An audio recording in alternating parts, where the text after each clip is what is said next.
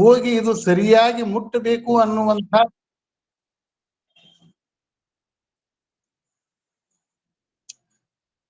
ಶ್ರೋತೃವರ್ಗಕ್ಕೆ ಇದು ಸ್ಪಷ್ಟವಾಗಿ ಸರಿಯಾಗಿ ತಿಳಿಬೇಕು ಅನ್ನುವಂತಹ ಹೇತುವಿನಿಂದ ನಾವು ಆ ವಿಷಯ ಪ್ರತಿಪಾದನೆ ಮಾಡಬೇಕಾತು ಅಂತಂದ್ರೆ ನಮ್ಮ ಭಾಷೆಗೆ ಅಲಂಕರಣ ಅನ್ನೋದು ಬೇಕು, ಅಲಂಕಾರ ಅನ್ನೋದು ಬೇಕು, ಸೌಂದರ್ಯೀಕರಣ ಅಂತ ಅನ್ನೋದು ಬ್ಯೂಟಿಫಿಕೇಶನ್ ಅಂತ ಕರಿತೀವಿ. ಅದಕ್ಕೇನಂತ ಇನ್ನೂ ಒಂದು ಹೆಸರು ನಮ್ಮ ಸಂಗೀತದಲ್ಲಿ ಆರ್ನಮೆಂಟೇಶನ್ ಅಂತ ಕರಿತೀವಿ. ಭಾಷೆಗೂ ಆರ್ನಮೆಂಟೇಶನ್ ಇದೆ. ಆರ್ನಮೆಂಟೇಶನ್ ಅಂತಾರೆ ಅದು ತೋರಿಕೆಗಾಗಿ ಅಲ್ಲ, ಆ ವಿಷಯ ವಸ್ತುವಿನ ವಿವರಣೆಗಾಗಿ, ಆ ವಿಷಯ ವಸ್ತುವಿನ ಸ್ಪಷ್ಟೀಕರಣಕ್ಕಾಗಿ ಪೂರಕವಾಗುವಂತಹ ಅಂಶ. ಈ ದೃಷ್ಟಿಯಿಂದ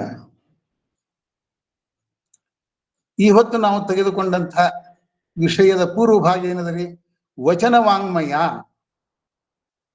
ಇಲ್ಲಿ ಈ ಟೈಟಲ್ ಸ್ವಲ್ಪ ಬದಲಾವಣೆ ಆಗ್ಬೇಕಾಗಿತ್ತು. ವಚನ ವಾಂಗ್ಮಯದಲ್ಲಿ ಅಲಂಕಾರದ ಅಳವಡಿಕೆ ಅಥವಾ ಅಲಂಕಾರದ ಅನ್ವಯಿಕೆ ಅಂತ ಆಗ್ಬೇಕಾಗಿತ್ತು. ಇಲ್ಲಿ ಅಲಂಕಾರದ ಶಾಸ್ತ್ರ ಆಗಿದೆ ಅಂತಂದ್ಮೇಲೆ ಶಾಸ್ತ್ರ ವಿಷಯದ ಬಗ್ಗೆಯೂ ಕೂಡ ಅಲ್ಪ ಸ್ವಲ್ಪ ಮಟ್ಟಿಗೆ ತಿಳುವಳಿಕೆಯನ್ನು ಕೊಡಿ. ಯಾಕಂದ್ರೆ ಎಲ್ಲರೂ ಕಲ್ತವ್ರೇ ಇದ್ದೀವಿ, ಎಲ್ಲರೂ ನಾವೆಲ್ಲ ಅಲಂಕಾರಗಳನ್ನು ಕಲಿತೇವೆ, ನಾವು ಮುಂದೆ ಬಂದವ್ರು ಇದ್ದೀವಿ ಅಂತ ನಾ ತಿಳ್ಕೊತೀವಿ. ಇರ್ಲಿ, ಈ ದೃಷ್ಟಿಯಿಂದ ವಚನ ವಾಂಗ್ಮಯ ಅನ್ನುವಂಥ ಒಂದು ಕ್ಷೇತ್ರವನ್ನ ನಾವು ತಗೊಂಡಿವಿ ಅಂತಂದ್ರೆ ಸ್ವಲ್ಪ ನಾವು ವಿಚಾರ ಮಾಡಿ ನೋಡಿದ್ರೆ 12ನೇ ಶತಮಾನದಲ್ಲಿ ನಮ್ಮ ಶರಣರೆಲ್ಲರೂ ವಚನ ವಾಂಗ್ಮಯದಲ್ಲಿ ಸೌಂದರ್ಯೀಕರಣವನ್ನ ಹೇಗೆ ಮಾಡಿದ್ದಾರೆ, ಈ ಕಡೆಗೆ ಗಮನವನ್ನ ಹರಿಸುವಂತಹ ಜನ ಸ್ವಲ್ಪ ಕಡಿಮೆ. ಒಮ್ಮೆಲೆ ಅರ್ಥೈಸುವಂತಹ ಸ್ಟೆಪ್ಗೆ ಹೋಗ್ತಾರೆ ಹೊರತಾಗಿ ಮೊದಲು ಆ ವಚನಗಳನ್ನ ಸರಿಯಾದ ರೀತಿಯಲ್ಲಿ ಓದಲಿಕ್ಕೆ ಬೇಕು. ಓದುವಾಗ ಆ ವಚನದ ರಾಚನಿಕ ಸ್ವರೂಪಗಳು ಯಾವ ರೀತಿ ಇವೆ ಅದರ ಕಡೆಗೂ ನಮ್ಮ ಗಮನ ಬೇಕು.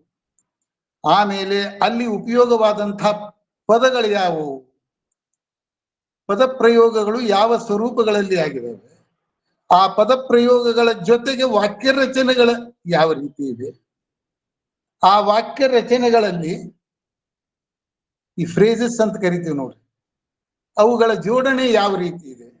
ಈ ಎಲ್ಲ ರೀತಿಯಿಂದ ನಾವು ಈ ಎಲ್ಲಾ ಸಂಗತಿಗಳ ಕಡೆಗೆ ದೃಷ್ಟಿಯನ್ನಿಟ್ಟು ವಚನಗಳನ್ನ ಸರಿಯಾದ ರೀತಿಯಲ್ಲಿ ಓದುವುದು ಮೊದಲನೇ ಕರ್ತವ್ಯ.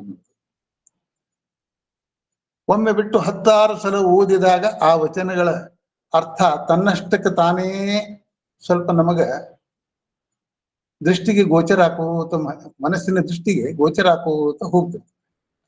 ಈ ದೃಷ್ಟಿಯಿಂದ 12ನೇ ಶತಮಾನದಲ್ಲಿ ನಮ್ಮ ಶರಣರು ಈ ವಚನಗಳ ರಚನೆಯನ್ನ ಹೇಗೆ ಮಾಡಿದರು ವಿಚಾರ ಮಾಡಿ ನೋಡಿದರೆ, ಅಂದಿನ ಕಾಲಮಾನದ ವಿದ್ವತ್ ಕವಿಗಳು ಅಂತ ಏನಿದ್ರು ಅವರ ಮಾರ್ಗವನ್ನ ಈ ನಮ್ಮ ವಚನಕಾರರು ಹಿಡಿಯಲಿಲ್ಲ, ಅವರ ಮಾರ್ಗವನ್ನು ಇವರು ಅನುಸರಿಸಿಲ್ಲ. ಯಾಕಂದ್ರೆ ಆಗಿನ ಕಾಲದ ಕಾವ್ಯ ರಚನೆಗಳ ಪದ್ಧತಿ ಬೇರೆ ಇತ್ತು. ಆ ಛಂದೋ ನಿರ್ಬಂಧಗಳನ್ನೆಲ್ಲ ಇವರು ಬಿಟ್ಟು ಪದ್ಯಮಯ ಸಾಹಿತ್ಯ ಅಥವಾ ಮಹಾಕಾವ್ಯಗಳ ಗೊಡವಿಗೆ ಇವರು ಹೋಗ್ಲಿಲ್ಲ. ತಮ್ಮ ನಡೆನುಡಿಗಳನ್ನ, ತಮ್ಮ ಅನುಭವಗಳನ್ನ, ತಮ್ಮ ಅನುಭವವನ್ನ ಸಾಮಾನ್ಯ ಜನತೆಗೆ ತಲುಪಿಸಲಿಕ್ಕೆ ವಚನ ವಾಂಗ್ಮಯ ಅನ್ನುವಂತಹ ಒಂದು ದಾರಿಯನ್ನು ಇವರು ಬೇರೆ ದಾರಿಯನ್ನೇ ತುಳಿದರು. ಅವರ ಅನುಭವ ಅಂದ ಮಾತ್ರಕ್ಕ ಅನುಭವ ಇದು ವ್ಯಕ್ತಿಗತವಾದದ್ದು, ಅನುಭವವನ್ನ ವ್ಯಕ್ತ ಮಾಡ್ಲಿಕ್ಕೆ ಬರಂಗಿಲ್ರಿ. ಅನುಭವದ ಚಿಂತನ ಮಂಥನಗಳಿಂದ ಆಗುವಂತಹ ಅನುಭವ ಏನದಲ್ಲ ಮನುಷ್ಯನಿಗೆ, ಅದನ್ನ ತಾನು ಸಮಷ್ಟಿಯೊಡನೆ ಹಂಚಿಕೊಳ್ಳಬಹುದು. ಈ ಅನುಭವವನ್ನ ಅವರು ಯಾವ ರೀತಿಯಾಗಿ ವಚನಗಳ ಮುಖಾಂತರ ಹಂಚಿಕೊಳ್ಳುವಾಗ ರಚನಾ ವಿಧಾನವನ್ನು ಏನ್ ಹಿಡಿದ್ರು ಅದನ್ನು ನಾವು ವಿಚಾರ ಮಾಡುವಂತಹ ಪ್ರಶ್ನೆ ಇದೆ. ಇದ್ರ ಜೊತೆಗೆ ಈ ಎಲ್ಲಾ ವಚನಕಾರರಲ್ಲಿ ಹೆಚ್ಚು ಪಾಲು ಸಾಮಾನ್ಯರೇ ಇದ್ರು. ಸಾಮಾನ್ಯರು ಅಂತಂದ್ರೆ ಇಲ್ಲೇನು ವರ್ಗೀಕರಣ ಅಲ್ಲ, ಉಚ್ಚ ವರ್ಗದವರು, ಸಾಮಾನ್ಯ ವರ್ಗದವರು, ಕನಿಷ್ಠರು ಅಂತಲ್ಲ. ಹೆಚ್ಚಿನ ಜನ ಅನಕ್ಷರಿಗಳು ಅಥವಾ ನಿರಕ್ಷರಿಗಳು, ಸಮಾಜದಲ್ಲಿ ಎಲ್ಲ ಸ್ತರದ ಎಲ್ಲ ವರ್ಗಗಳ ವಿಭಿನ್ನ ಕಾಯಕದ ಜನ ಬಂದಿದ್ರು. ಆದರೆ ಆ ಎಲ್ಲ ಜನರು ಅನುಭವದಲ್ಲಿ ಒಂದು ವಿಶಿಷ್ಟ ಶ್ರೇಷ್ಠ ಸ್ತರದ ಜನ ಆಗಿದ್ರು. ಯಾಕಂತಂದ್ರೆ ಇಡೀ ಸಮಾಜವೇ ವಚನ ಚಳವಳಿಯಲ್ಲಿ ಭಾಗ ತಗೊಳ್ಳಿಲ್ಲ. ಈ ಕ್ರೀಮಿ ಲೇಯರ್ ಅಂತ ಏನಿರ್ತದ ಆ ಜನ ಬಂದ್ರು. ಇಲ್ಲಿ ಬೌದ್ಧಿಕ ದೃಷ್ಟಿಯಿಂದ ಒಂದು ವಿಶಿಷ್ಟ ಸ್ತರದ ಜನ ಅಷ್ಟೇ ಇಲ್ಲಿ ಬಂದಿರ್ತಾರೆ. ನೋಡ್ರಿ ಇಲ್ಲಿ ಆ ವಿಭಿನ್ನ ಕಾಯಕದ ಜನ, ವಿಭಿನ್ನ ಸ್ತರದ ಜನ, ಅನಕ್ಷರಸ್ಥರು, ಅಕ್ಷರಸ್ಥರು, ನಿರಕ್ಷರಿಗಳು ಎಲ್ಲರೂ ಬಂದಾಗ ಎಲ್ಲರೂ ವಚನ ರಚನೆಗಳಲ್ಲಿ ತೊಡಗಿದ್ರು. ಹಾಗಾದ್ರೆ ಆಗಿನ ಕಾಲಕ್ಕೆ ಅಕ್ಷರಸ್ಥರ ವಚನಗಳನ್ನು ಬರೆದಂತಹ ರೀತಿ, ಅವರ ವಚನಗಳಲ್ಲಿ ಪದ ಪ್ರಯೋಗ, ಪದ ಸೌಷ್ಠವಗಳು, ಅವರ ವಾಕ್ಯ ರಚನೆಗಳು ಬೇರೆಯೇ. ಅನಕ್ಷರಸ್ಥರು, ನಿರಕ್ಷರಿಗಳು ಆಡು ಭಾಷೆಯಲ್ಲಿಯೇ ವಚನಗಳನ್ನು ಬರೆದಾಗ ಅವರಲ್ಲಿ ಬಂದಂತಹ ಪದ ಪ್ರಯೋಗಗಳಾಗಲಿ, ಅವರ ವಾಕ್ಯ ರಚನೆಗಳಾಗಲಿ, ಅವರ ನಿರೂಪಣಾ ಶೈಲಿಯಾಗಲಿ, ಅವರ ರಚನಾ ವಿಧಾನಗಳು ಬೇರೆನೇ.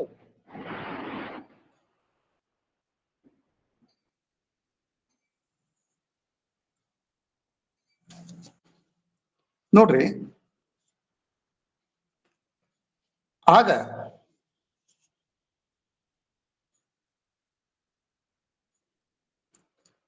ಬಸವಣ್ಣನವರು, ಚನ್ನಬಸವಣ್ಣನವರು, ಅಲ್ಲಮ ಪ್ರಭುಗಳು, ಇನ್ನು ಕೆಲವರು ಆಗಿನ ಕಾಲಕ್ಕೆ ಅಕ್ಷರಸ್ಥರು, ಆಮೇಲೆ ಸರಿಯಾದ ವಿದ್ಯಾವಂತರು ಇದ್ರು.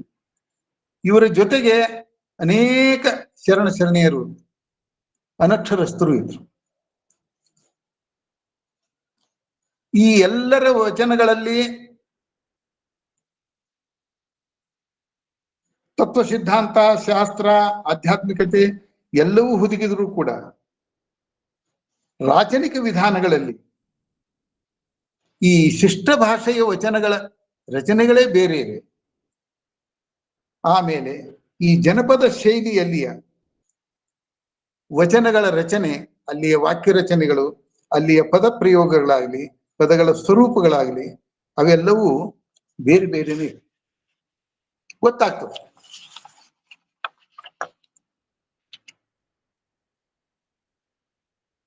ನಾವು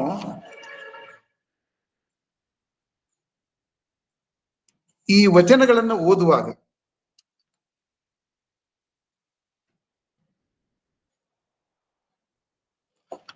ಒಂದು ಬಸವಣ್ಣನವರ ಒಂದು ವಚನವನ್ನ ಮೂಲಭೂತ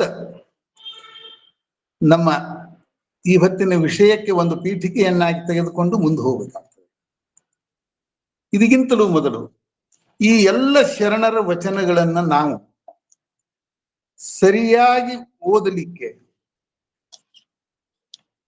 ಕ್ಷಮತೆಯುಳ್ಳವರಾಗಿವೇನು ಇದನ್ನೊಂದು ಮೊದಲು ನೋಡ್ಬೇಕು ನಾವು. ಓದಲಿಕ್ಕೆ ಯಾಕೆ ಅಂತಂದ್ರೆ, ಭಾಷೆ ಅಂದಾಗ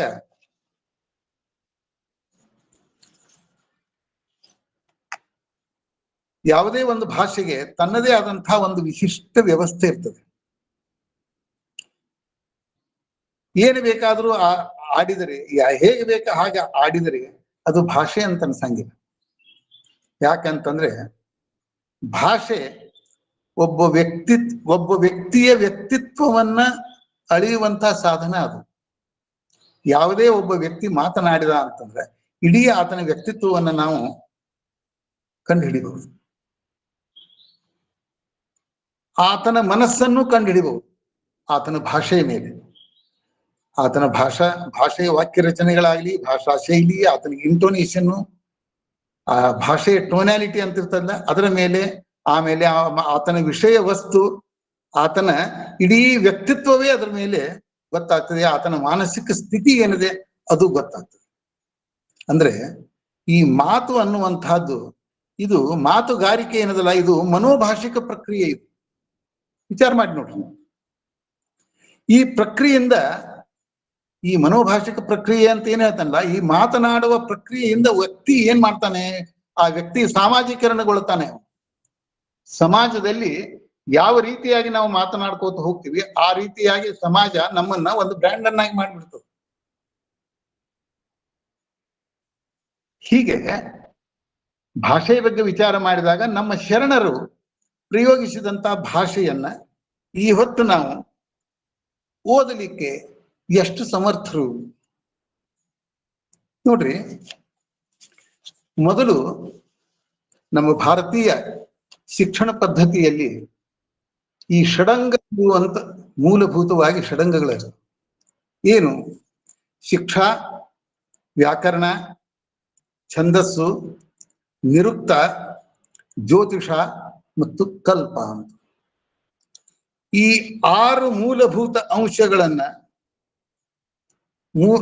ಬೇಸಿಕ್ ಆಗಿ, ಅಂದ್ರೆ ಈ ಫಂಡಮೆಂಟಲ್ ನಾಲೆಜ್ ಆಗಿ ಅವ್ರು ಮೊದಲು ಕಲಿಸ್ತಿದ್ರು. ಶಿಕ್ಷಾ ಅಂದ್ರೆ ಏನಿದು? ಧ್ವನಿಶಾಸ್ತ್ರ. ನಾವು ಕನ್ನಡ ವರ್ಣಮಾಲೆಗಳನ್ನ ಕಲಿಬೇಕಾತು ಅಂತಂದ್ರೆ, ವರ್ಣಗಳು ಅಂದ್ರೆ ಏನು, ವರ್ಣಮಾಲೆ ಅಂತಂದ್ರೆ ಏನು, ಅಲ್ಲಿ ಸ್ವರಗಳನ್ನ, ವ್ಯಂಜನಗಳನ್ನ, ಆಮೇಲೆ ಇನ್ನುಳಿದ ಎಲ್ಲಾ ಅಂಶಗಳನ್ನ ನಾವು ಅಲ್ಲೇ ಸರಿಯಾದ ರೀತಿಯಲ್ಲಿ ಕಲಿಯಂಗಿಲ್ಲ. ಇಲ್ಲ, ಅದನ್ನ ಸರಿಯಾಗಿ ರೀತಿಯೊಳಗೆ ನಾವು ಕಲ್ತಿದ್ದೀವಿ ಅಂದ್ರೆ ಇವತ್ತಿನ ದಿವಸ ನಮ್ಮ ಭಾಷಾ ಸಾಮರ್ಥ್ಯ ಬಹಳ ಚೆನ್ನಾಗಿರ್ತಿತ್ತು. ವರ್ಣಮಾಲೆ ಅಂತಂದ್ರೆ ಏನು? ವ್ಯಂಜನಗಳಿಗೆ ಉಚ್ಚಾರಣೆಗಳೇ ಇಲ್ಲ. ವ್ಯಂಜನಗಳಿಗೆ ಸ್ವರಗಳನ್ನ ನಾವು ಸಂಬಂಧಿಸಿದಾಗ, ಸ್ವರಗಳನ್ನ ಜೋಡಣೆ ಮಾಡಿದಾಗ ವ್ಯಂಜನಗಳಿಗೆ ಉಚ್ಚಾರಣೆ ಬರ್ತದೆ. ಅವುಗಳ ಕಾಕುಗಳನ್ನ, ಕಾಕು ಅಂದ್ರನೇ ವರ್ಣ, ಯಾವ ರೀತಿಯಾಗಿ ನಾವು ಉಚ್ಚಾರಣೆ ಮಾಡ್ತೀವಿ ಇವತ್ತಿನ ದಿವಸ? ಹ್ರಸ್ವ ದೀರ್ಘಗಳಿಲ್ಲ, ಅಲ್ಪ ಪ್ರಾಣ ಮಹಾಪ್ರಾಣಗಳಿಲ್ಲ ನಮ್ಮಲ್ಲಿ ಸರಿಯಾಗಿ. ಸಂಧ್ಯಕ್ಷರಗಳು, ಸಂಯುಕ್ತಾಕ್ಷರಗಳು ಗೊತ್ತಿಲ್ಲ ನಮಗೆ ಸರಿಯಾಗಿ. ದೀರ್ಘದಲ್ಲಿ 2, ಸ್ವಾಭಾವಿಕ ದೀರ್ಘ ಬೇರೆ, ಆಮೇಲೆ ವಿಷಯ ಸಾಂದರ್ಭಿಕವಾಗಿ ಸ್ವಾಭಾವಿಕ ದೀರ್ಘ ಬೇರೆ, ಉದ್ದೇಶಿತ ದೀರ್ಘ ಬೇರೆ. ಅದರಲ್ಲಿಯೇ ಅದನ್ನ ಹ್ರಸ್ವ, ದೀರ್ಘ, ಪ್ಲುತ ಅಂತ ಕರಿತೀವಿ ನಾವು. ಆಮೇಲೆ ಅವಧಾರಣ ಅಂತ ಇನ್ನೊಂದು ಬರ್ತದೆ. ಇವೆಲ್ಲವುಗಳ ಪರಿಕಲ್ಪನೆ ನಮಗೆ ಸರಿಯಾಗಿಲ್ಲ. ಆಮೇಲೆ ಭಾಷೆಗೆ ಒಂದು ಟೋನ್ಯಾಲಿಟಿ ಇರ್ತದೆ, ಆ ಟೋನ್ಯಾಲಿಟಿ ಬಗ್ಗೆ ಅಂತೂ ನಮಗೆ ಸರಿಯಾಗಿ ಗೊತ್ತಿಲ್ಲ. ಅಂದಾಗ ವಚನಗಳ ಓದುವಿಕೆಯಲ್ಲಿಯೇ ನಮಗೆ ಸರಿಯಾದ ಭಾಷಾ ಪರಿಜ್ಞಾನ ಇಲ್ಲ ಅಂತಂದ್ರೆ ಅವುಗಳನ್ನ ಅರ್ಥೈಸುವುದರಲ್ಲಿ ಹೆಚ್ಚಿಗಿರುವುದಿಲ್ಲ. ಭಾಷಾ ಘಟಕಗಳನ್ನ ನಾವೆಲ್ಲ ಕಲಿಬೇಕಲ್ಲ.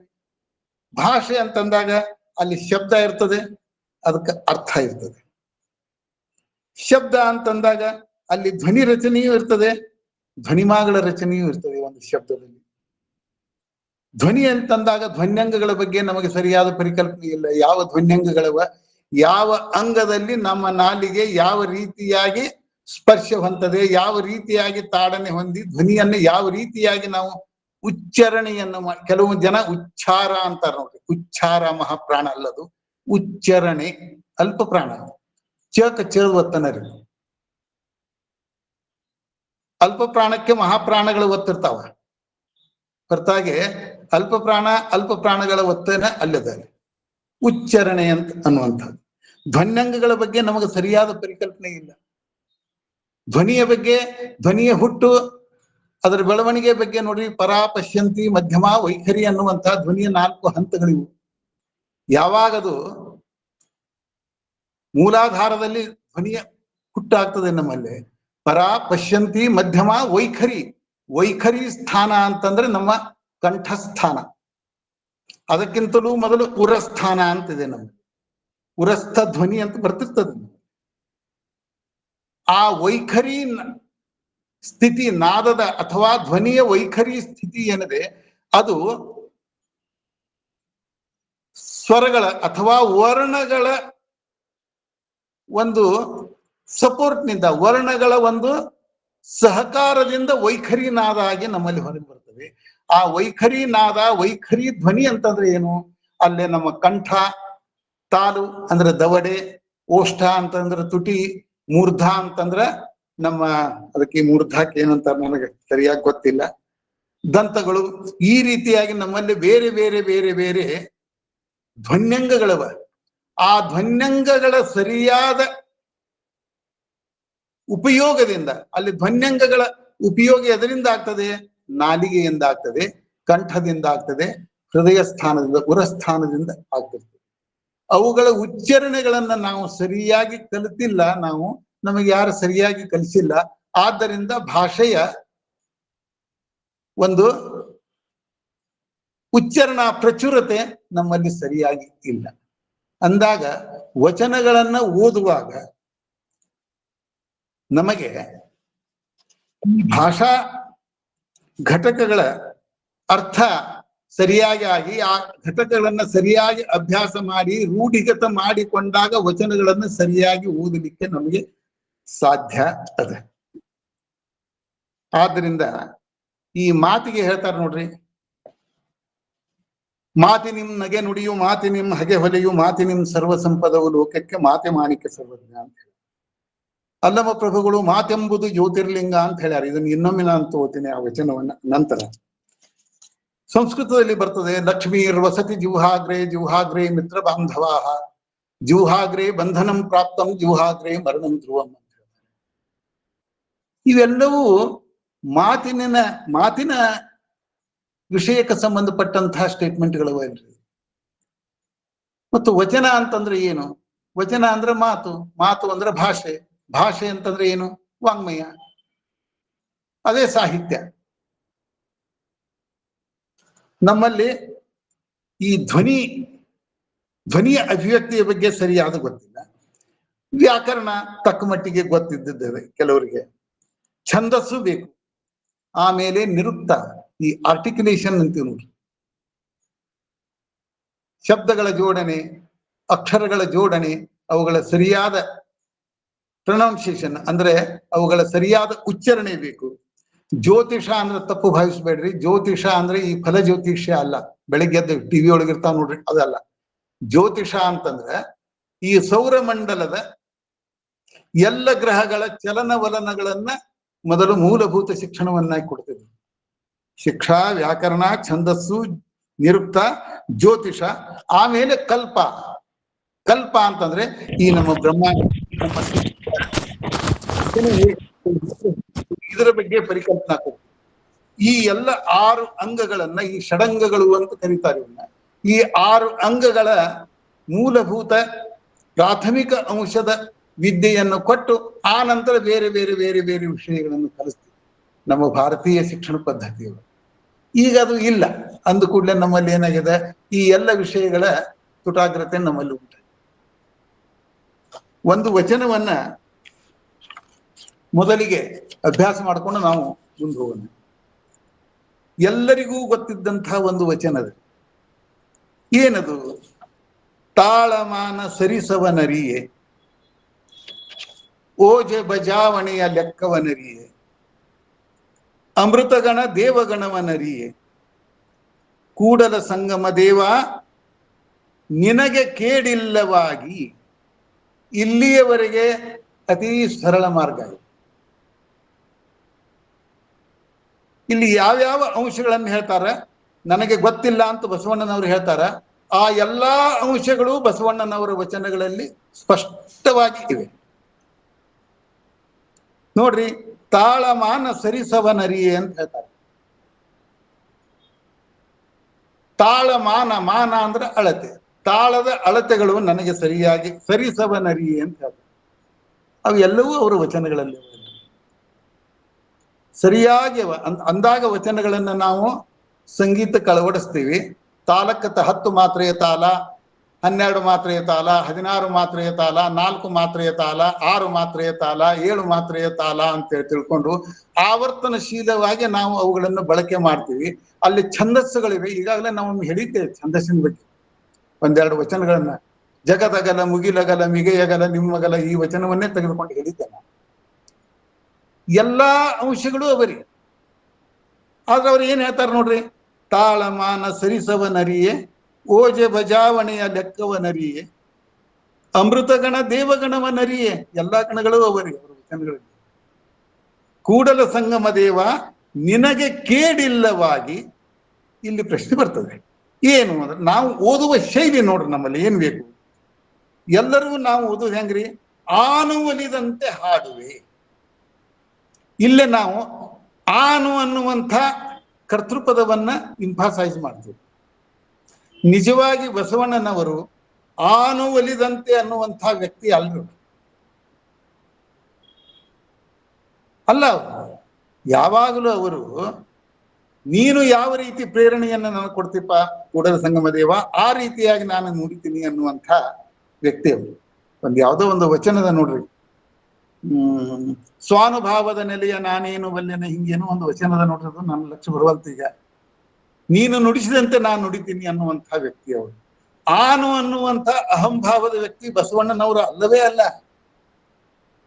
ಆನು ಒಲಿದಂತೆ ಅನ್ನುವಂಥ, ಇಲ್ಲೇ ಆನು ಅನ್ನುವಂಥ ಪ್ರಥಮ ಪುರುಷಾರ್ಥಕ ಸರ್ವನಾಮವನ್ನ ಇಂಫಾಸೈಸ್ ನಾವು ಮಾಡಬಾರದು. ಆನು ಒಲಿದಂತೆ ಹಾಡುವೆ, ಇಲ್ಲಿ ಒಲಿದಂತೆ ಅನ್ನುವಂಥ ಪದವನ್ನ ಇಂಫಾಸೈಸ್ ಮಾಡ್ಬೇಕು ನಾವು. ಇದು ಟೋನ್ಯಾಲಿಟಿ ಆಫ್ ಲ್ಯಾಂಗ್ವೇಜ್, ಇದು ಇಂಟೋನೇಷನ್.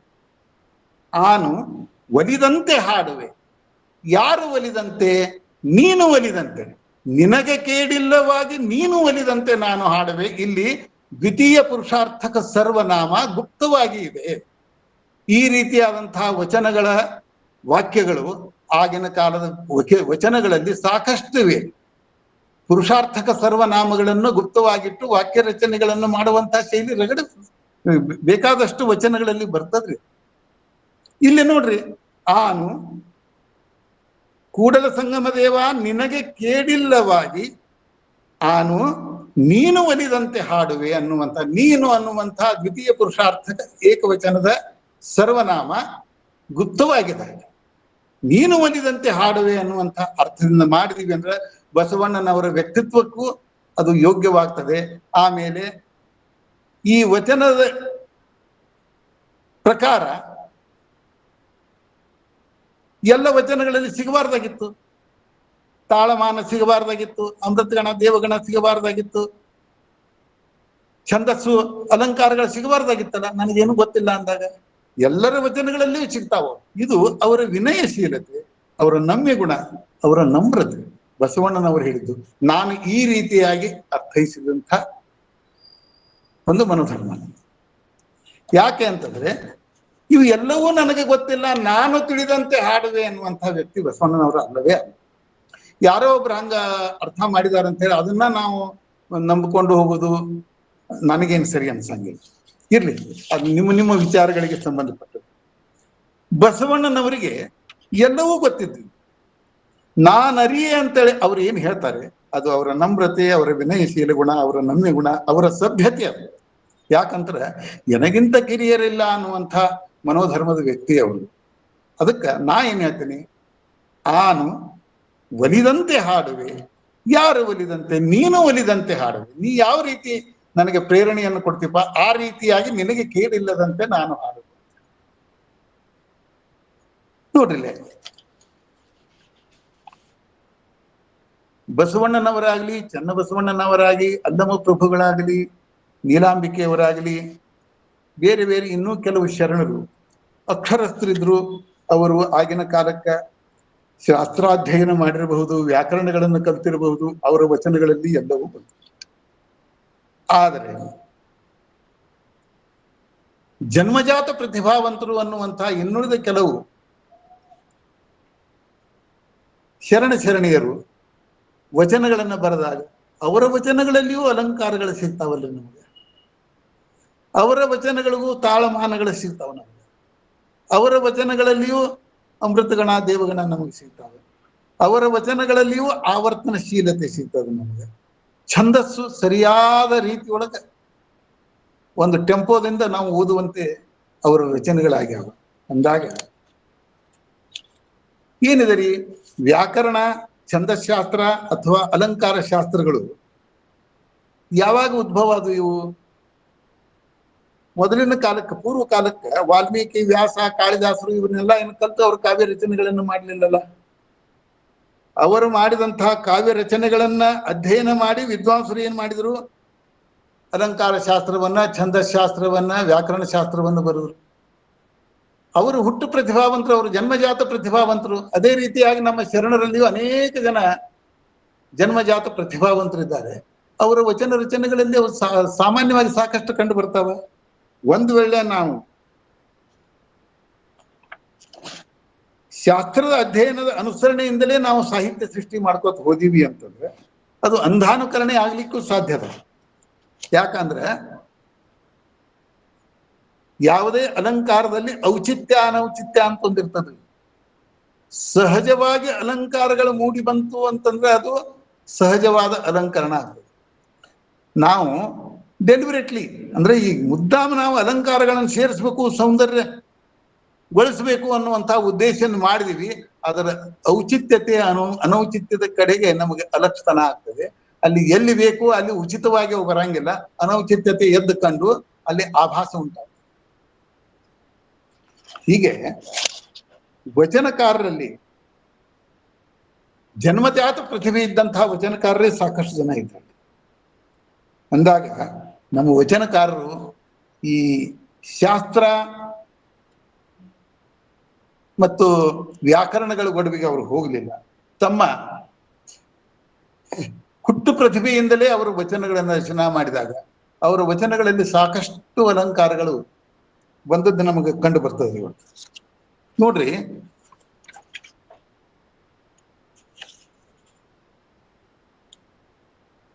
ಈ ವಿಷಯಗಳನ್ನೆಲ್ಲ ನಾನು ಯಾಕಿಲ್ಲಿ ಹೇಳಿ ಬಯಸಿದೆ ಅಂತಾರೆ. ಇದು ನಮ್ಮದು, ನಾವೆಲ್ಲ ಕೂಡ್ತೀವಿ ಆಗೊಮ್ಮೆ ಇದೆಲ್ಲ ವಚನ ಅಧ್ಯಯನ ವೇದಿಕೆ. ಇನ್ನುಳಿದ ವೇದಿಕೆಗಳು ಯಾವ ರೀತಿ ಮಾಡ್ತಾವ ನಮಗೆ ಬೇಡ. ನಮ್ಮದೇ ಆದಂತಹ ಅಧ್ಯಯನದಲ್ಲಿ ನಮ್ಮದೇ ಆದಂತಹ we should be different from others. ಬೇರೆಯವರಿಗಿಂತಲೂ ನಮ್ಮದೊಂದು ವಿಶೇಷವಾದಂತಹ ಅಧ್ಯಯನಶೀಲತೆ ಇರಬೇಕಲ್ಲ ಅನ್ನೋ ದೃಷ್ಟಿಯಿಂದ ಇವತ್ತು ನಾವು ಭಾಷೆಯ ಕಡೆಗೆ, ಉಚ್ಚಾರಣೆಗಳ ಕಡೆಗೆ, ಭಾಷಾ ಶೈಲಿ ಕಡೆಗೆ, ಭಾಷೆಯ ಇಂಟೋನೇಷನ್, ಭಾಷೆಯ ಟೋನ್ಯಾಲಿಟಿ ಏನಿದೆ ಅದರ ಕಡೆಗೆ, ಆಮೇಲೆ ಧ್ವನಿಯ ಅಭಿವ್ಯಕ್ತಿಯ ಕಡೆಗೆ ವಿಶೇಷವಾದಂತಹ ಲಕ್ಷ್ಯವನ್ನ ನಾವು ವಹಿಸಬೇಕಾಗಿದೆ. ಇವತ್ತಿನ ದಿವಸ ನಮ್ಮ ಲಿಂಗಾಯತ ಸಮಾಜದಲ್ಲಿ ಇದೊಂದು ದೊಡ್ಡ ದೋಷ ಇದೆ. ಇವತ್ತು ಈ ಅಲಂಕಾರಗಳನ್ನ ನಾವು ನೋಡುವಾಗ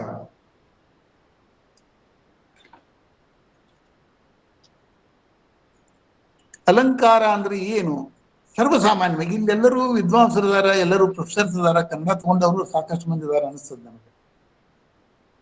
ಅಲಂಕಾರ ಅಂದ್ರೆ ಏನಿದು? ಭಾಷೆಯ ಸೌಂದರ್ಯೀಕರಣಕ್ಕೆ ಬೇಕಾಗುವಂತಹ ಒಂದು ಅಲಂಕಾರಿಕ ಸಂಗತಿ ಅಂತ ಇಷ್ಟು ಗೊತ್ತಾಗ್ತದೆ ನಮ್ಗೆ. ಕಾವ್ಯ, ಸಾಹಿತ್ಯ, ಮಾತು ಇವುಗಳ ಸೌಂದರ್ಯವನ್ನ ಹೆಚ್ಚಿಸಲಿಕ್ಕೆ ಉಪಯೋಗಿಸುವಂತಹ ಶಬ್ದಾರ್ಥಗಳಿಗೆ ನಾವು ಅಲಂಕಾರ ಅಂತ ಕರಿತೀವಿ. ಶಬ್ದಗಳಿಂದ ಸೌಂದರ್ಯೀಕರಣ ಹೆಚ್ಚಾಯಿತು ಅಂತಂದ್ರೆ ಅದು ಶಬ್ದಾಲಂಕಾರ ಆಗ್ತದೆ. ಎರಡೂ ಅವ ಶಬ್ದಾರ್ಥಗಳಿಗೆ ಅಂತ ಹೇಳಿ. ಶಬ್ದಗಳಿಂದ ಅಲಂಕರಣಗೊಂಡಿತ್ತು ಅಂದ್ರೆ ಅದು ಶಬ್ದಾಲಂಕಾರ. ಅದು ಅರ್ಥದ ಸೊಬಗಿನಿಂದ, ಅರ್ಥದ ಸೌಂದರ್ಯದಿಂದ, ಅರ್ಥವಂತಿಕೆಯಿಂದ ಸೌಂದರ್ಯೀಕರಣ ಹೆಚ್ಚಾತು ಅಂದ್ರೆ ಅದು ಅರ್ಥಾಲಂಕಾರ. ಶಬ್ದಾಲಂಕಾರ, ಅರ್ಥಾಲಂಕಾರ ಇವೇ ಎರಡು. ಇದರೊಳಗೆ ಏನು ಬಹಳ ದೊಡ್ಡ ವಿಷಯ ಇಲ್ಲ ಇದು. ಇನ್ನ ಒಂದೊಂದೇ ಒಂದು ಶಬ್ದಾಲಂಕಾರ ತಗೊಂಡಿವಿ ಅಂದ್ರೆ ಮತ್ತ ಅದ್ರೊಳಗೆ ಪ್ರಕಾರಗಳು, ಅದಕ್ಕೆ ಏನು ಇಟ್ ಹ್ಯಾಸ್ ನೋ ಎಂಡ್. ನೋಡ್ರಿ, ಅಲ್ಲಿ ಅನುಪ್ರಾಸಗಳಂತ ಬರ್ತಾವ, ಶಬ್ದಗಳ ಅಲಂಕಾರಕ್ಕೆ ಯಮಕ ಪ್ರಾಸ ಅಂತ ಬರ್ತಾವ, ವಿಚಿತ್ರ ಕವಿತ್ವ ಅಂತ, ಚಿತ್ರ ಕವಿತ್ವ ಅಂತ ಬರ್ತದೆ. ಹೀಗೆ ಬೇರೆ ಬೇರೆ ಬೇರೆ ಬೇರೆ ಬರ್ತಾವ. ಮತ್ತ ಅನುಪ್ರಾಸಗಳನ್ನ ನಾವು ಅಭ್ಯಾಸ ಮಾಡ್ಕೋತ ಹೋದಿವಿ ಅಂದ್ರೆ ವೃತ್ತಾನುಪ್ರಾಸ, ಛೇಕಾನುಪ್ರಾಸಗಳಂತ ಮತ್ತೆ ಬರ್ತಾವ. ನಾವು ವಚನಗಳನ್ನ ಓದುವಾಗ ಆ ವಚನಗಳಲ್ಲಿಯ ರಾಚನಿಕ ಸ್ವರೂಪವನ್ನ ನೋಡುವಾಗ ಅಲ್ಲಿ ಓದ್ತಾ ಹೋದಂತೆ ಹೋದಂತೆ ಹೋದಂತೆ ಅಲಂಕಾರಗಳು ತನ್ನಷ್ಟಕ್ಕೆ ತಾನ ಕಂಡು ಬರ್ತಾವ್ರಿ. ಅವು ನಾವು ಓದುವಾಗ ಆ ದೃಷ್ಟಿಯನ್ನು ಇಟ್ಟುಕೊಂಡು ಓದ್ಬೇಕು. ಹಾಗಾದ್ರೆ ನಮ್ಮೆಲ್ಲರಿಗೂ ಅಲಂಕಾರಗಳ ಗೊತ್ತವ ಏನ್ರಿ? ಎಲ್ಲರಿಗೂ ಗೊತ್ತವ್ರಿ. ಯಾರು SSLC ಪಾಸ್ ಆಗ್ಯಾರ ಅವರೆಲ್ಲರೂ ಅಲಂಕಾರ ಕಲಿತೇ ಇರ್ತಾರೆ. ನೀವು ಅನ್ಬಹುದು ಎಲ್ಲರಿಗೂ ನಮ್ಗೆ ನೆನಪಿಲ್ಲಲ್ಲ ಅಂತ. ಅಂದ್ರೆ ನಾವು ಸರಿಯಾಗಿ ಕಲ್ತಿಲ್ಲ, ನಮಗೆ ಯಾರು ಸರಿಯಾಗಿ ಕಲ್ತಿಲ್ಲ, ನಮ್ಗೆ ಯಾರು ಸರಿಯಾಗಿ ಕಲಿಸಿಲ್ಲ ಅಂತಂದಂಗ. ನಮಗೆ ಬರೀ ಸರ್ಟಿಫಿಕೇಟ್ ಹೊರತಾಗಿ ಆ ವಿದ್ಯೆ ಇಲ್ಲ ಅಂತ. ಯಾಕಂದ್ರೆ ಇವತ್ತು ನಮ್ಮ ಅಸೋಸಿಯೇಟ್ ಒಬ್ರು ಹಿರೇಮಠ ಅಂತ ಒಬ್ರು ಜಾಯಿನ್ ಆಗಿರ್ಬೇಕು ಸರ್, ಅವ್ರು ಜಾಯಿನ್ ಆಗ್ಯಾರ, ನಾನು ಶುರುವಾತಿಗೆ ನೋಡೀನಿ. ನಮ್ಮ ಕ್ಲಾಸ್ನಲ್ಲಿ ಅವರು ಕನ್ನಡ ವ್ಯಾಕರಣ ಛಂದಸ್ಸನ್ನು ಅವ್ರು ಹೇಳ್ತಿದ್ರು. ಯಾವಾಗ 35 ವರ್ಷದ ಸುದ್ದಿ ಹೇಳ್ತೀನಿ ನಾನು ನಿಮ್ಗೆ. ಅವರು ಕರ್ನಾಟಕ ವಿಶ್ವವಿದ್ಯಾಲಯದ ಸ್ನಾತಕೋತ್ತರ ಪದವೀಧರರೇ. ಅವರು ಇದೇ ಲಿಂಗರಾಜ್, ನಮ್ಮ ಬೆಳಗಾವಿ ಲಿಂಗರಾಜ್ ಕಾಲೇಜಿನೊಳಗಿನ ವಿದ್ಯಾರ್ಥಿ. ನಾ ಮನೆಗೆ ಹೋಗ್ತೇನೆ ಸರ್ ಅಂತೇಳಿ ನನ್ನ ಕ್ಲಾಸ್ ಮುಗಿದು, ನಾನು ಮ್ಯಾಥಮೆಟಿಕ್ಸ್ ಮುಗಿಸಿ ಮನೆಗೆ ಹೋದಂಗೆ ಮಾಡಿ ಮತ್ತೆ ಹೊರಗೆ ಬಂದು ಒಂದು ಚೇರ್ ಹಾಕೊಂಡು ಕೂಡ್ತಿದ್ದೆ. ಅವ್ರಿಗೆ ಗೊತ್ತಿಲ್ಲ, ನಾನು ಕೂಡ್ತಿದ್ದೆ. ನಾನು ಇಂಗ್ಲಿಷ್ ವ್ಯಾಕರಣ ಹೇಳ್ತಿದ್ದೆ, ಆಪ್ಷನಲ್ ಇಂಗ್ಲಿಷ್ ಅವ್ರಿಗೆ ಎಂಥಾಲಜಿ ಅಂಡ್ ಗ್ರಾಮರ್ ಅಂತ ಕಂಪೋಸಿಷನ್ ಹೇಳ್ತಿದ್ದೆ. ಆ ಕಾಲ ಮುಗೀತದ, ಒಂದು ಕಾಲ ಏನೋ ಇತ್ತದ. ಅವ್ರಿಗೂ ಒಂದು ಕಾಲಿತ್ತು, ನಮಗೂ ಒಂದು ಕಾಲಿತ್ತು. ಮುಂದೆ ಅವರು ಬಿಟ್ಟರು, ನಾವು ಬಿಟ್ಬಿಟ್ಟಿವಿ. ಅವ್ರದ್ದು ರಿಟೈರ್ಮೆಂಟ್ ಆಗಿದೆ, ಈಗ ಬೆಳಗಾವಿಗೆನೇ ಇದ್ದಾರೆ ಅವರು. ಅವ್ರಿಗೆ ಗೊತ್ತದ SSLC ವಿದ್ಯಾರ್ಥಿಗಳಿಗೆ ಛಂದಸ್ಸು, ಅಲಂಕಾರಗಳ ಮತ್ತು ವ್ಯಾಕರಣಗಳ ಸರಿಯಾದ ಪರಿಕಲ್ಪನೆ ಬರುವಂತೆ ಸಿಲೆಬಸ್ ಇತ್ತು. ಆದ್ರೆ ನಾವೆಲ್ಲರೂ ಅದನ್ನ ಪರೀಕ್ಷಾಪೃತ, ಎಕ್ಸಾಮಿನೇಷನ್ ಓರಿಯೆಂಟೆಡ್ ಸ್ಟಡಿ ಮಾಡಿದೀವಿ, ಬಿಟ್ಬಿಟ್ಟಿವಿ. ಮುಂದೆ ನಮಗ್ ಗೊತ್ತಿಲ್ಲ. ಈಗ ವಚನಗಳನ್ನ ನಾವು ಸರಿಯಾಗಿ ಅಭ್ಯಾಸ ಮಾಡಬೇಕಾತು ಅಂತಂದ್ರೆ ಈ ಎಲ್ಲಾ ಅಂಶಗಳು ನಮಗೆ ಬೇಕು. ಏನು ಒಂದು ದಿವಸ ಅಥವಾ 2 ದಿವಸದ ಒಂದು ಅವಲೋಕನದಿಂದ ಇವೆಲ್ಲವೂ ಗೊತ್ತಾಗುತ್ತೆ. ನೋಡ್ರಿ, ಒಂದು ವಚನವನ್ನ ನಾನು ಈ ಒಂದು ವಚನವನ್ನು ತಗೊಂಡಿದ್ದೆ. ಇನ್ನೊಂದು ವಚನವನ್ನ ನಾನು ಉಲ್ಲೇಖ ಮಾಡಿ ಈ ಅಲಂಕಾರಗಳ ಕಡೆಗೆ ನಾನು ಹೋಗಿದ್ದೆ.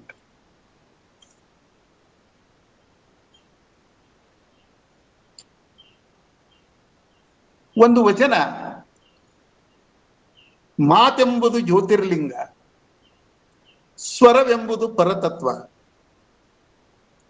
ತಾಳೋಷ್ಟ ಸಂಪುಟವೆಂಬುದು ನಾದಬಿಂದು ಕಲಾತೀತ, ಕೇಳ ಮರುಳೆ ಗುಹೇಶ್ವರನ ಶರಣರು, ನುಡಿದು ಸೂತಕಿಗಳಲ್ಲ ಅನ್ನುವಂಥ ಒಂದು ಈ ವಚನ ಅದ.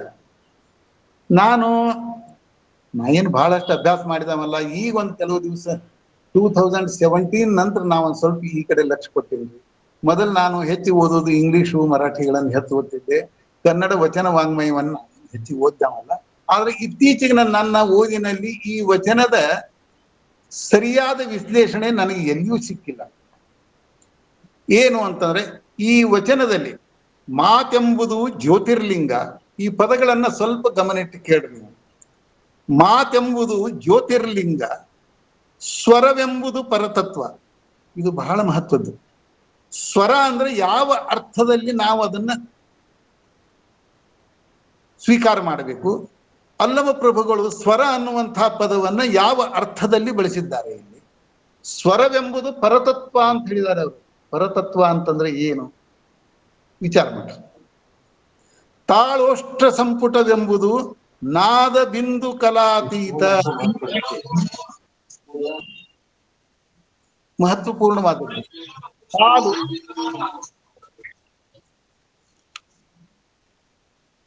ತಾಲು, ಓಷ್ಠ ಇವುಗಳ ಸಂಪುಟ, ಕಂಠ, ತಾಲು, ಓಷ್ಠ, ಮೂರ್ಧ ಅಂತವಲ್ಲ, ಇವುಗಳ ಸಂಪುಟ ಅಂದ್ರೆ ಧ್ವನ್ಯಂಗಗಳನ್ನು ಸರಿಯಾಗಿ ಅವರು ನೇರವಾಗಿ ಅಲ್ಲಿ ಉಲ್ಲೇಖ ಮಾಡಿದ್ದಾರೆ.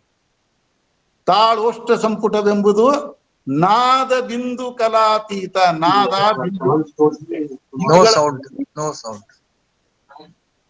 ಇವುಗಳ ಅತೀತವಾದಂತಹದ್ದು ಅಂತ ಹೇಳ್ತಾರೆ. ನಾದ ಬಿಂದು ಕಲಾತೀತ, ಕೇಳ ಮರುಳೆ ಗುಹೇಶ್ವರನ ಶರಣರು, ನುಡಿದು ಸೂತಕಿಗಳಲ್ಲ. ಆ ಸೂತಕವನ್ನ ನುಡಿಗೆ ಅವರು ಅನ್ವಯಿಸಿದ್ದಾರೆ. ಅಂದಾಗ ಇಲ್ಲಿ ಅವರು ಭಾಷೆಯ ಉಚ್ಚಾರಣೆಯ ಸ್ಪಷ್ಟವಾದ ಒಂದು ತಂತ್ರಜ್ಞಾನದ ಬಗ್ಗೆ ಅವರು ಈ ವಚನವನ್ನು ಬರೆದಿದ್ದಾರೆ. ಈ ವಿಷಯವನ್ನ ಪ್ರತಿಪಾದನೆ ಮಾಡಿ ಎಲ್ಲಿ ಆದ್ರೂ ತಮಗೆ ನನ್ನ ನಂಬರ್ ಪಟ್ಟಣ್ ಸರ್ ಕಡೆ ಅದ, ನೋಡಿ ನನಗೆ ಸ್ವಲ್ಪ ತಿಳಿಸ್ರಿ. ನಾನು ಅದನ್ನ ಓದಿಕೊಂಡು ನನ್ನ ಸರಿಯಾದ ಒಂದು ಸರಿಯಾಗಿ ಗ್ರಹಿಸಲಿಕ್ಕೆ ನನಗೆ ಅನುಕೂಲ ಆಗ್ತದೆ. ನನಗೆ ಎಲ್ಲಿ ಸಿಕ್ಕಿಲ್ಲ ರೀ. ಯಾಕೆ ಅಂತಾರೆ, ಸ್ವರವೆಂಬುದು ಪರತತ್ವ, ತಾಳೋಷ್ಟ್ರ ಸಂಪುಟವೆಂಬುದು ನಾದಬಿಂದು ಕಲಾತೀತ ಅಂತ ಸ್ಪಷ್ಟವಾಗಿ ಅವರು he has expressed the technicality of our language. ನಮ್ಮ ಭಾಷೆಯ ತಂತ್ರವನ್ನ ಅವರು ಸ್ಪಷ್ಟವಾಗಿ ಅಲ್ಲಿ ಹೇಳಿದ್ದಾರೆ.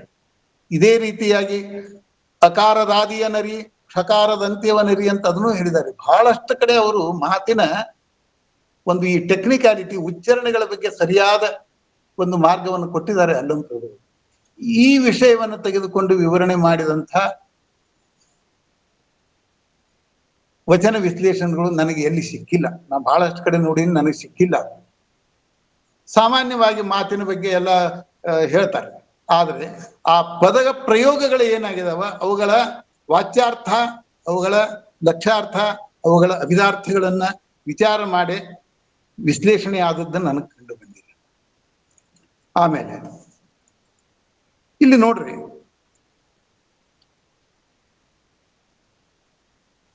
ಒಂದು ವಚನವನ್ನು ನಾನು ನೋಡ್ತೀನಿ. ಈ ವಚನಗಳಲ್ಲಿ ಶಬ್ದಾರ್ಥ ಯಾವ ರೀತಿ ಇದೆ ನೋಡೋಣ, ಯಾವ ಸ್ವರೂಪದಲ್ಲಿದೆ. ನುಡಿಯಲ್ಲಿ ಕರ್ಕಶವಿಲ್ಲದೆ, ನಡೆಯಲ್ಲಿ ಬೇಸರ ಹೋಗದೆ, ಹಿಡಿದ ಭಕ್ತಿಯ ಕಡೆತನಕ ಬಿಡದೆ, ಬಡತನ ಎಡರು ಕಂಟಕ ಬಂದಲ್ಲಿ ಚಿಂತೆಯಿಂದ ಕಾಂತಿಗುಂದದೆ, ಅಡಿಗಡಿಗೆ ಶಿವನೆಂಬ ನುಡಿಯ ಮರೆಯದಿರ್ಪ, ಸದ್ಭಕ್ತರಿಗೆ ಬೇಡಿದ ಪದವಿಯ ನೀವ ನಮ್ಮ ಅಖಂಡೇಶ್ವರ ಅಂತ ವಚನ ಇದೆ. ಇಲ್ಲಿ ಹಾಡುವಾಗ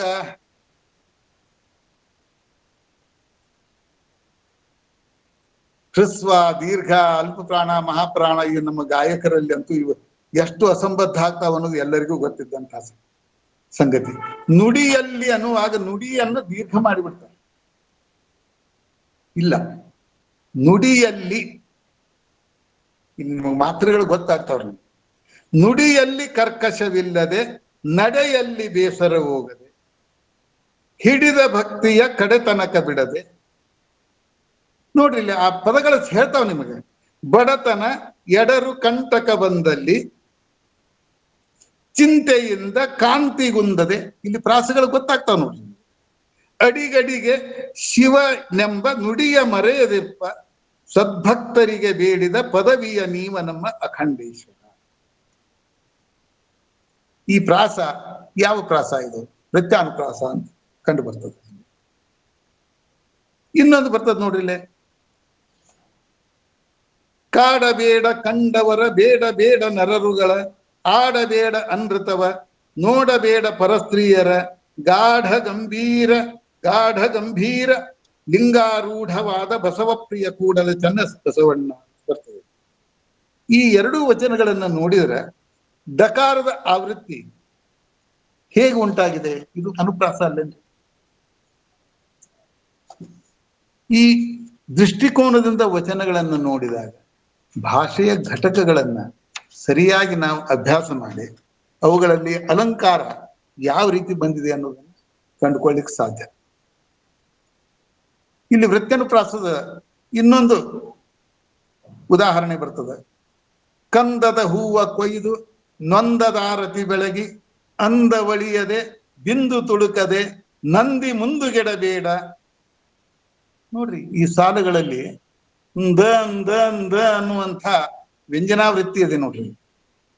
ಇದು ವೃತ್ಯನುಪ್ರಾಸ.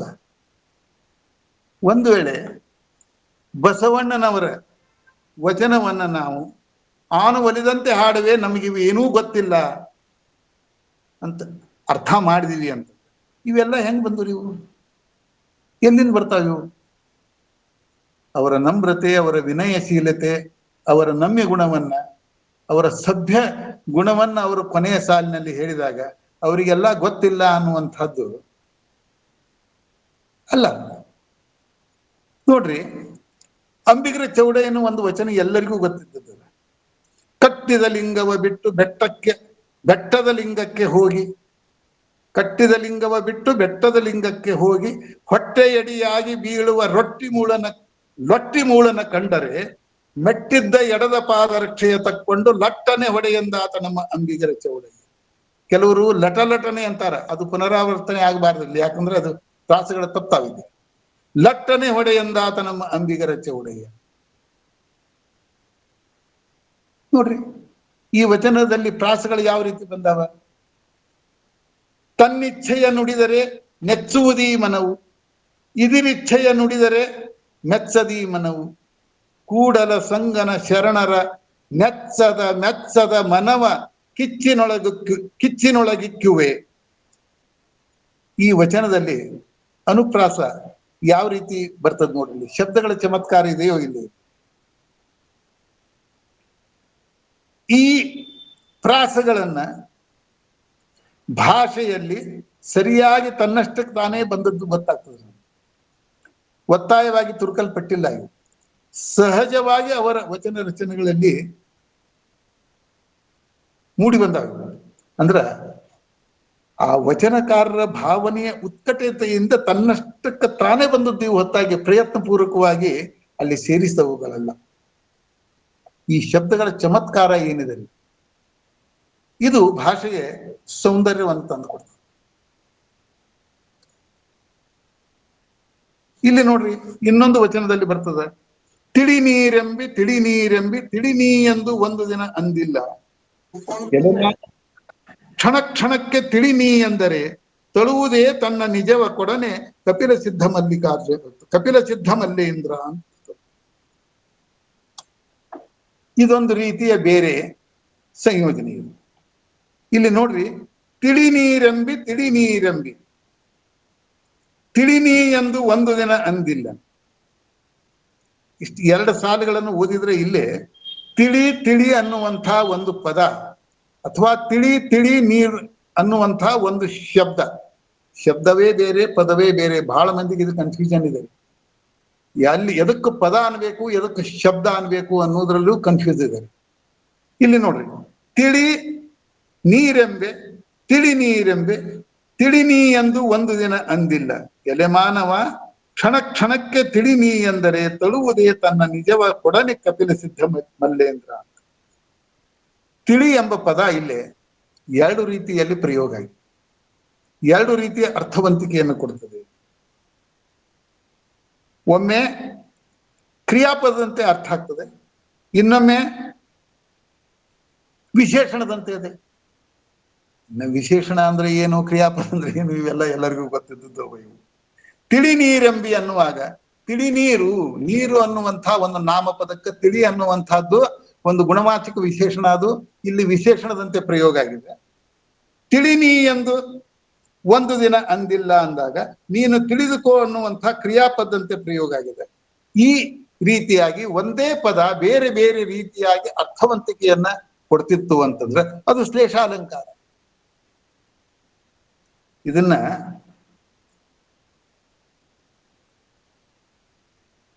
ಮುಮ್ಮಟ ಶ್ಲೇಷಾಲಂಕಾರದ ಬಗ್ಗೆ ಬಹಳಷ್ಟು ಬರೀತಾನ್ರಿ. ನಮ್ಮಲ್ಲಿ ಲಾಕ್ಷಣಿಕರು ಇದರ ಬಗ್ಗೆ ಬಹಳ ವಿಶೇಷವಾದಂತಹ ಜ್ಞಾನವನ್ನು ಕೊಟ್ಟಾರ ನಮಗ. ಅದಕ್ಕ ಈ ವಚನ ವಾಂಗ್ಮಯಕ್ಕ ಮೀಮಾಂಸೆಯನ್ನ ಸರಿಯಾಗಿ ನಾವು ಅಭ್ಯಾಸ ಮಾಡಿ, ವಚನ ವಾಂಗ್ಮಯದಲ್ಲಿ ಮೀಮಾಂಸಾತ್ಮಕ ವಿಷಯಗಳನ್ನ ನಾವೆಲ್ಲ ಸರಿಯಾಗಿ ನೋಡ್ಕೋಬೇಕಲ್ಲ. ನಾವು ಅದನ್ನು ಮಾಡಿಲ್ಲ ಆ ಕೆಲಸವನ್ನು. ಈ ಶ್ಲೇಷದಲ್ಲಿಯೂ ಸಭಂಗ ಶ್ಲೇಷ, ಅಭಂಗ ಶ್ಲೇಷ ಅಂತ ಮತ್ತೆ ಬರ್ತಾವೆ ಕನ್ನಡದಲ್ಲಿ. ನಮ್ಮ ಕಾವ್ಯಗಳಲ್ಲಿ ಬರುವಂಥವು ಅಭಂಗ ಶ್ಲೇಷಗಳೇ ಹೆಚ್ಚು. ಇಲ್ಲಿ ನೋಡ್ರಿ, ಇನ್ನೊಂದು ವಚನ ಬರ್ತದೆ,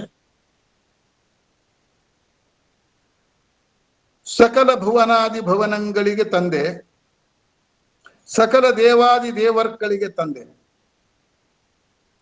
ಸಕಲ ಭುವನಾದಿ ಭುವನಗಳಿಗೆ ತಂದೆ, ಸಕಲ ದೇವಾದಿ ದೇವರ್ಗಳಿಗೆ ತಂದೆ, ಭವನದಲ್ಲಿ ನೀನೆನ್ನ ತಂದೆ, ಗುಹೇಶ್ವರ ಲಿಂಗ ನಿರಾಳದಲ್ಲಿ ನೀನೆನ್ನ ತಂದೆ. ಈ ತಂದೆ ತಂದೆ ತಂದೆ ತಂದೆ ಅನ್ನುವಂಥ ಈ ನಾಲ್ಕೂ ಪದಗಳು ಏಕರೂಪದ ಪದಗಳು, ಒಂದೇ ರೀತಿಯ ಪದಗಳವ. ಆದರೆ ಅರ್ಥದಲ್ಲಿ ಬೇರೆ ಬೇರೆಯವಲ್ರಿ. ಮೊದಲಿನ ಎರಡು ಸಾಲು ನೋಡ್ರಿ, ಸಕಲ ಭುವನಾದಿ ಭುವನಗಳಿಗೆ ತಂದೆ, ಸಕಲ ದೇವಾದಿ ದೇವರ್ಗಳಿಗೆ ತಂದೆ. ಒಂದನೇ ಹಾಗೂ ಇವು ಎರಡನೇ ಸಾಲುಗಳಲ್ಲಿ ತಂದೆ ಅನ್ನುವಂಥದ್ದು ನಾಮಪದವಾಗಿ ಬಂತು. ತಂದೆ ಅಂದ್ರೆ ಫಾದರ್ ಅನ್ನುವಂಥ ಅರ್ಥದೊಳಗೆ ಬಂತು. 4ನೇ ಪದಗಳನ್ನ ನೋಡ್ರಿ. ಸಕಲ ದೇವಾದಿ ದೇವರ್ಗಳಿಗೆ ತಂದೆ, ಇದು 2ನೇದ್ದಾಯ್ತದ. ಭವನದಲ್ಲಿ ನೀನೆನ್ನ ತಂದೆ, ಗುರುಗುಹೇಶ್ವರ ಲಿಂಗ ನಿರಾಳದಲ್ಲಿ ನೀನೆನ್ನ ತಂದೆ. ಇಲ್ಲಿ ತಂದೆ ತಂದೆ ಅನ್ನುವಂಥದ್ದು ಈಗ ನಾವು ಬ್ರಾಟ್, ವಿಚ್ ಇಸ್ ಬ್ರಾಟ್ ಅಂತ ಕರಿತೀವಲ್ಲ ನಾವು. ತಂದೆ ಅನ್ನುವಂಥದ್ದು ಭೂತಕಾಲದ ರೂಪ. ತರು ಅನ್ನುವಂಥ ಕ್ರಿಯಾಪದ ಭೂತಕಾಲದ ರೂಪ ತಂದೆ ಅನ್ನುವಂಥ.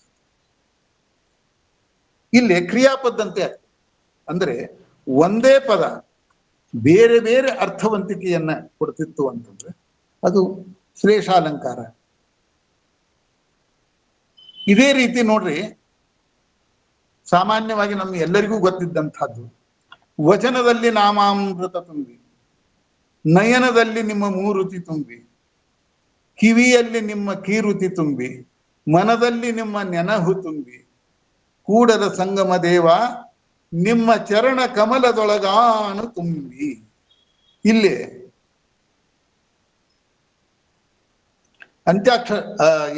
ಅಂತ್ಯಪ್ರಾಸಗಳಲ್ಲಿ ತುಂಬಿ ತುಂಬಿ ತುಂಬಿ ತುಂಬಿ ಅನ್ನುವಂಥ ಪದ ಬಂದದೆ. ಇಲ್ಲಿ ಅದು ಕೂಡ ಬೇರೆ ಬೇರೆ ಅರ್ಥವನ್ನೇ ಕೊಡ್ತದೆ. ತುಂಬಿ ಅಂತಂದ್ರೆ ತುಂಬಿಸುವಂಥ ಕ್ರಿಯಾಪದನೂ ಆಗ್ತದೆ. ಮನದಲ್ಲಿ ನಿಮ್ಮ ನೆನಹು ತುಂಬಿ, ನೆನಹು ಅಂದ್ರೆ ನೆನಪು, ತುಂಬಿ ಅನ್ನುವಂಥದ್ದಲ್ಲಿ ಕ್ರಿಯಾಪದಂತೆ ಅರ್ಥ ಆಗ್ತದೆ. ಆಮೇಲೆ ತುಂಬಿ ಅಂತಂದ್ರೆ ದುಂಬಿ ಅನ್ನುವಂಥ ಅರ್ಥನೂ ಆಗ್ತದೆ. ದುಂಬಿ ಅಂದ್ರೆ ಗೊತ್ತಾಗ್ತದೆ, ಜೇನು ಅನ್ನುವಂಥ ಅರ್ಥನೂ ಆಗ್ತದೆ. ಜೇನಿನ ಝೇಂಕಾರ ಅನ್ನುವಂಥ ಅರ್ಥನೂ ಆಗ್ತದೆ. ಇದನ್ನ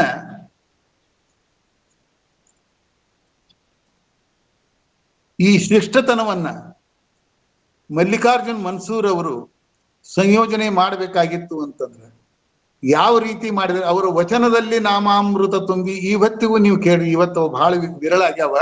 ಇನ್ನು ಮುಂದೆ ಅವ್ರು ಮರ್ತು ಹೋಗ್ತಾರ್ರಿ. ಮಲ್ಲಿಕಾರ್ಜುನ್ ಮನ್ಸೂರ್ ಅವರು, ಸಿದ್ದರಾಮ್ ಜಂಬಲ್ದಿನಿ ಅವರು ಮರ್ತ ಹೋಗ್ತಾರ್ರಿ. ಯಾಕಂದ್ರೆ ಈ ಏನ್ ಹಾವಳಿ ಎದ್ದದಲ್ರಿ ವಚನ ಗಾಯನದ್ದು, ಇತ್ತೀಚೆಗಿನ ಟ್ರೆಂಡ್ ಏನ್ ಬಂದಲ್ಲ, ಇದ್ರೊಳಗೆ ಅವ್ರು ಮರ್ತು ಹೋಗ್ಬಿಡ್ತಾರೆ. ಇಲ್ಲಿ ಮಲ್ಲಿಕಾರ್ಜುನ್ ಮನ್ಸೂರ್ ಅವರು ಈ ಶ್ಲೇಷಾಲಂಕಾರವನ್ನ ಗಾಯನದಲ್ಲಿ ಯಾವ ರೀತಿಯಾಗಿ ಅಭಿವ್ಯಕ್ತಿಗೊಳಿಸಿದ್ದಾರೆ ಅನ್ನೋದನ್ನ ಅರ್ಥ ಈವರೆಗೂ ಯಾರೂ ಮಾಡ್ಕೊಂಡಿಲ್ಲ. ಅವರ ಗಾಯನದ ವಿಶೇಷತೆಯನ್ನ, ಅವರ ಗಾಯನದ ಬಗ್ಗೆ ಒಂದು ಅಪ್ರಿಸಿಯೇಷನ್ ಪ್ರೋಗ್ರಾಮ್ ಯಾರು ಇಟ್ಟಿಲ್ಲ, ಯಾರೂ ಇಲ್ಲ. ಅಲಂಕಾರಗಳನ್ನ ಗಾಯನದಲ್ಲಿ ಯಾವ ರೀತಿಯಾಗಿ ನಾವು ಪ್ರಯೋಗ ಮಾಡಬೇಕು, ಯಾಕಂತಂದ್ರೆ ಈ ಮೀಮಾಂಸಾತ್ಮಕವಾಗಿ ಮೀಮಾಂಸದ ಅನ್ವಯಿಕೆಯನ್ನ ವಚನ ಗಾಯನದಲ್ಲಿ ಯಾವ ರೀತಿಯಾಗಿ ಅವರು ಅಳವಡಿಸಿದ್ರು ಅನ್ನುವಂತಹದ್ದನ್ನು ಯಾರು ಕಣ್ ಮಾಡಿಲ್ಲ. ಯಾಕಂದ್ರೆ ಅವರಿಗೆಲ್ಲ ವಾತಾವರಣ ಇಂತಹದ್ದಿತ್ತು. ಮೃತ್ಯುಂಜಯ ಅಪ್ಪಗಳದ್ದು, ಬಸವನಾಯರು, ಅನ ಕೃಷ್ಣರಾಯರು, ವಾಲಿಗಂಗಪ್ಪನವರಂತಹ ಪರಿಸರ ಇತ್ತು ಅವರಿಗೆ. ಅವರೆಲ್ಲರೂ ಇವರಿಗೆ ಒಂದು ಸಲಹೆ ಸೂಚನೆಗಳನ್ನು ಕೊಟ್ಟು ವಚನ ಗಾಯನದ ಒಂದು ಪೃಷ್ಠಭೂಮಿಕೆಯನ್ನು ಹಾಕಿದ್ರು. ಈ ಹೊತ್ತಿಗೂ ಯಾರು ವಚನದಲ್ಲಿ ನಾಮಾಮೃತ ತುಂಬಿ ಅನ್ನುವಂಥ ವಚನವನ್ನ ಮನ್ಸೂರ್ ಅವರ ಸಂಗೀತ ಸಂಯೋಜನೆಯಲ್ಲಿ ಹಾಡೋರು ನನಗಂತೂ ಕಂಡಿಲ್ಲ. ಅದನ್ನ ವಿಕೃತಗೊಳಿಸಿ ಹಾಡುಗಳು ಬರ್ತದೆ, ಅದರ ವಿಕೃತಗೊಳಿಸಿದಂತಹ ಗಾಯನ ಬರ್ತಾ ಇದೆ. ಅವರು ಮನ್ಸೂರ್ ಅವರು ಒಂದು ತಮ್ಮ ಆಟೋಬಯೋಗ್ರಫಿ ಬರೆದಿದ್ದಾರೆ. ಅದರೊಳಗೆ ತಾವು ಹಾಡುವಂತಹ ವಚನಗಳನ್ನ ತಮ್ಮ ಶಾಸ್ತ್ರೀಯ ಸಂಗೀತದ ಕೆಲವು ಚೀಜುಗಳಿಗೆ ಅವರು ಪ್ರಸ್ತಾರವನ್ನ ಹಾಕಿಕೊಟ್ಟಾರ. ಪ್ರಸ್ತಾರವನ್ನ ಹಾಕಿದವರು ಬೇರೆ, ಅದ್ರ ಪ್ರಸ್ತಾರವನ್ನ ಅವ್ರು ಪ್ರಿಂಟ್ ಮಾಡ್ಯಾರ. ಅದರೊಳಗೆ ವಚನದಲ್ಲಿ ನಾಮಾಮೃತ ತುಂಬಿ ಅನ್ನುವಂತಹ ವಚನದ ಪ್ರಸ್ತಾರ ಇದೆ. ಆ ಪ್ರಸ್ತಾರವನ್ನ ಸರಿಯಾದ ರೀತಿಯೊಳಗ ವ್ಯಕ್ತಪಡಿಸಿ ಹಾಡುವಂಥ ಕಲಾವಿದರು ನಾನು ನೋಡಿಲ್ಲ. ಒಬ್ರು ಅದನ್ನ ಹಾಡಿಲ್ಲ, ಬೇರೆ ಕಳಬೇಡ ಕೊಲಬೇಡ ಅನ್ನುವಂಥದ್ದನ್ನ ಒಂದು ಸರಿಯಾಗಿ ರೀತಿಯೊಳಗೆ ಒಬ್ರು ಹಾಡ್ಯಾರ. ಮಿಥುನ್ ಚಕ್ರವರ್ತಿ ಅಂತ ಅವ್ರ ಹೆಸರು. ಆ ನಟ ಅಲ್ಲ, ಮಿಥುನ್ ಚಕ್ರವರ್ತಿ ಅಂತ. ಇನ್ನೊಬ್ರು ನಾನು ಇತ್ತೀಚೆಗೆ ಕೇಳೇನದು, ನನಗೂ ಒಬ್ರು ಹೇಳಿದ್ರು ಬೆಂಗಳೂರವ್ರು, ಅದು ಕರ್ನಾಟಕಿ ಗಾಯಕಿಯರು ಹೇಳಿದ್ರು, ಇಂಥವ್ರು ಒಬ್ರು ಹಾಡ್ಯಾರ ನೋಡ್ರಿ, ಅದು ಹಿಂದೂಸ್ತಾನಿ ಅದ, ಮನ್ಸೂರ್ ಅವರ ಪೂರ್ಣ ಸಂಯೋಜನೆಯನ್ನ ಸರಿಯಾಗಿ ಹಾಡಿದ್ದಾರೆ ಅಂತ. ಆಮೇಲೆ ಇನ್ನೊಬ್ರು ಮಹಾರಾಷ್ಟ್ರದವರು ಶ್ರುತಿ ವಿಶ್ವಕರ್ಮ ಅನ್ನುವಂಥವ್ರು ಒಬ್ರು ಕಳಬೇಡ ಕೊಲಬೇಡ ಅನ್ನುವಂಥ ಮನ್ಸೂರ್ ಅವರ ಸಂಯೋಜನೆಯನ್ನ ಸರಿಯಾದ ರೀತಿಯೊಳಗೆ ಹಾಡಿದ್ದಾರೆ. ಆದ್ರೆ ಈ ವಚನದಲ್ಲಿ ನಾಮಾಮೃತ ತುಂಬಿ ಅನ್ನುವಂಥ ವಚನವನ್ನ ಸರಿಯಾದ ರೀತಿಯೊಳಗೆ ಅವರ ಸಂಯೋಜನೆಯನ್ನ, ಅವರ ಪ್ರಸ್ತಾರವನ್ನ ಅನುಕರಣೆ ಮಾಡಿಕೊಂಡು ಹಾಡುವಂಥವ್ರು ಯಾರು ಇವತ್ತಿಗೂ ನಾನು ಕಂಡಿಲ್ಲ. ಇಲ್ಲಿ ಅವರ ಶ್ಲೇಷಾಲಂಕಾರವನ್ನ ಸರಿಯಾದ ರೀತಿಯೊಳಗೆ ಹೇಳ್ಯಾರ, ಅಲ್ಲಿ ಅಭಿವ್ಯಕ್ತ ಮಾಡ್ಯಾರ. ಇದರ ಸಲುವಾಗಿ ಗಾನ ಕ್ರಿಯಾಕಲ್ಪ ಅನ್ನುವಂಥದ್ದು ಒಂದು ದೊಡ್ಡ ಸಬ್ಜೆಕ್ಟ್ ಅನ್ನೋದ್ರಿ ನಮ್ಮಲ್ಲಿ. ಇದು ಯಾವಾಗ ಗುರುಮುಖಿ ವಿದ್ಯೆ, ಅದು ಗುರುಗಳ ಆಶ್ರಯದಲ್ಲಿ ಸರಿಯಾದ ಸಂಸ್ಕಾರ ಬಾಲ್ಯದಲ್ಲಿಯೇ ಸಿಕ್ಕಿತ್ತು ಅಂದ್ರೆ ಈ ದೃಷ್ಟಿಕೋನಗಳು ಬೆಳೀತಾವೆ. ಇಲ್ಲ ಅಂತಂದ್ರೆ ಏನಾಗ್ತದ, ಭಾವ ವ್ಯಾಪಾರ ಹೋಗ್ತದ, ವ್ಯಾಪಾರಿ ಭಾವ ಬಂದು ಕಲಿಯ. ಇರ್ಲಿ, ಇಲ್ಲಿ ನೋಡ್ರಿ, ದೇವರ ದಾಸಿಮಯ್ಯನ ಒಂದು ವಚನ ಬರ್ತದೆ. ಮಣಿ ಒಡೆ ಶಿವಭಕ್ತ ಮಣಿಯ ಕಟ್ಟಲೇಬೇಕು, ಮಣಿಯದಿದ್ದರೇನು ಶಬದ ಗುಂಡಿಗೆ, ಫಣಾಮಣಿ ದೇವರ ಮಣಿ ಮುಕುಟದಲ್ಲದೆ ಅದು ಮಣಿಯಲ್ಲದೇನು ಹೇಳ ರಾಮನಾಥ ಅಂತ.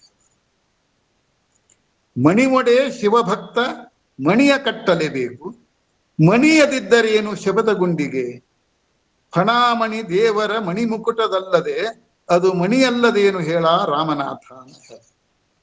ಇಲ್ಲಿ ಮಣಿ ಮಣಿ ಅನ್ನುವಂಥ ಪದ ಪುನರಾವರ್ತನೆ ಆಗಿದೆ. ನೋಡ್ರಿ, ಇಲ್ಲೇ 1ನೇ ಮತ್ತು 2ನೇ ಸಾಲುಗಳಲ್ಲಿ ಮಣಿ ಎಂಬ ಪದ ಕ್ರಿಯಾಪದ್ದಂತೆ ಇದೆ. ಮಣಿ ಒಡೆ, ಮಣಿ ಅಂದ್ರೆ ಟು ಬೆಂಡ್ ಅನ್ನುವಂಥ ಅರ್ಥದೊಳಗೆ, ಮಣಿ ಒಡೆ ಶಿವಭಕ್ತ ಮಣಿಯ ಕಟ್ಟಲೇಬೇಕು. ಇಲ್ಲಿ ನೋಡಿ, ಮಣಿಯದಿದ್ದರೇನು ಶಬದ ಗುಂಡಿಗೆ, ಫಣಾಮಣಿ ಅರ್ಥ ಆಗ್ತದೆ ನಿಮ್ಗೆ. ಫಣಾಮಣಿ ಅಂತಂದ್ರೆ ಏನು ಗೊತ್ತಾಗ್ತದೆ ನಿಮ್ಗೆ. ಮಣಿ ಮುಕಟದಲ್ಲದೆ ಅದು ಮಣಿಯಲ್ಲದೇನು ಹೇಳ ರಾಮನಾಥ. ಒಮ್ಮೆ ನಾಮಪದದಂತೆ ಅಂದ್ರೆ ರತ್ನ, ಏನು ಮಣಿ ಅಂದ್ರೆ ರತ್ನ ಅನ್ನುವಂಥ ಅರ್ಥದೊಳಗ 3-4ನೇ ಸಾಲುಗಳಲ್ಲಿ ಅರ್ಥ ಆಗ್ತದೆ. ಮೊದಲ 2 ಸಾಲುಗಳಲ್ಲಿ ಕ್ರಿಯಾಪದದಂತೆ ಅರ್ಥ ಆಗ್ತದೆ. ಇದು ದೇವರ ದಾಸಿಮಯ್ಯ ತನ್ನ ವಚನದಲ್ಲಿ ಅಳವಡಿಸಿದಂಥ ಅಲಂಕಾರ. ಇದು ಈ ರೀತಿ ಶಬ್ದಾಲಂಕಾರದಿಂದ ವಚನಗಳ ಸೌಂದರ್ಯೀಕರಣಕ್ಕೆ ನಮ್ಮ ಶರಣರು ಕೈ ಹಾಕಿದ್ದಾರೆ. ಅವರು ಅದೇ ರೀತಿಯಾಗಿ ಅವರು ರಚನೆ ಮಾಡ್ಕೋತ ಬಂದಿದ್ದಾರೆ. ಇನ್ನ ಅರ್ಥಾಲಂಕಾರಗಳನ್ನ ನಾವು ನೋಡಿದೀವಿ ಅಂತ, ಯಾಕಂದ್ರೆ ಎಲ್ಲವೂ ಗೊತ್ತಾಗ್ತದೆ. ಅರ್ಥಾಲಂಕಾರಗಳನ್ನ ನಾವು ನೋಡಿದೀವಿ ಅಂತ. ಅರ್ಥಾಲಂಕಾರದೊಳಗೆ ಮೊದಲನೇದ್ದು ಉಪಮಾಲಂಕಾರ. ಉಪಮೆ ಅಂದ್ರೆ ಎಲ್ಲರಿಗೂ ಗೊತ್ತಾಗ್ತದೆ. ಇವೆಲ್ಲ ನೋಡ್ರಿ ಸಂಸ್ಕೃತ ಪದಗಳು.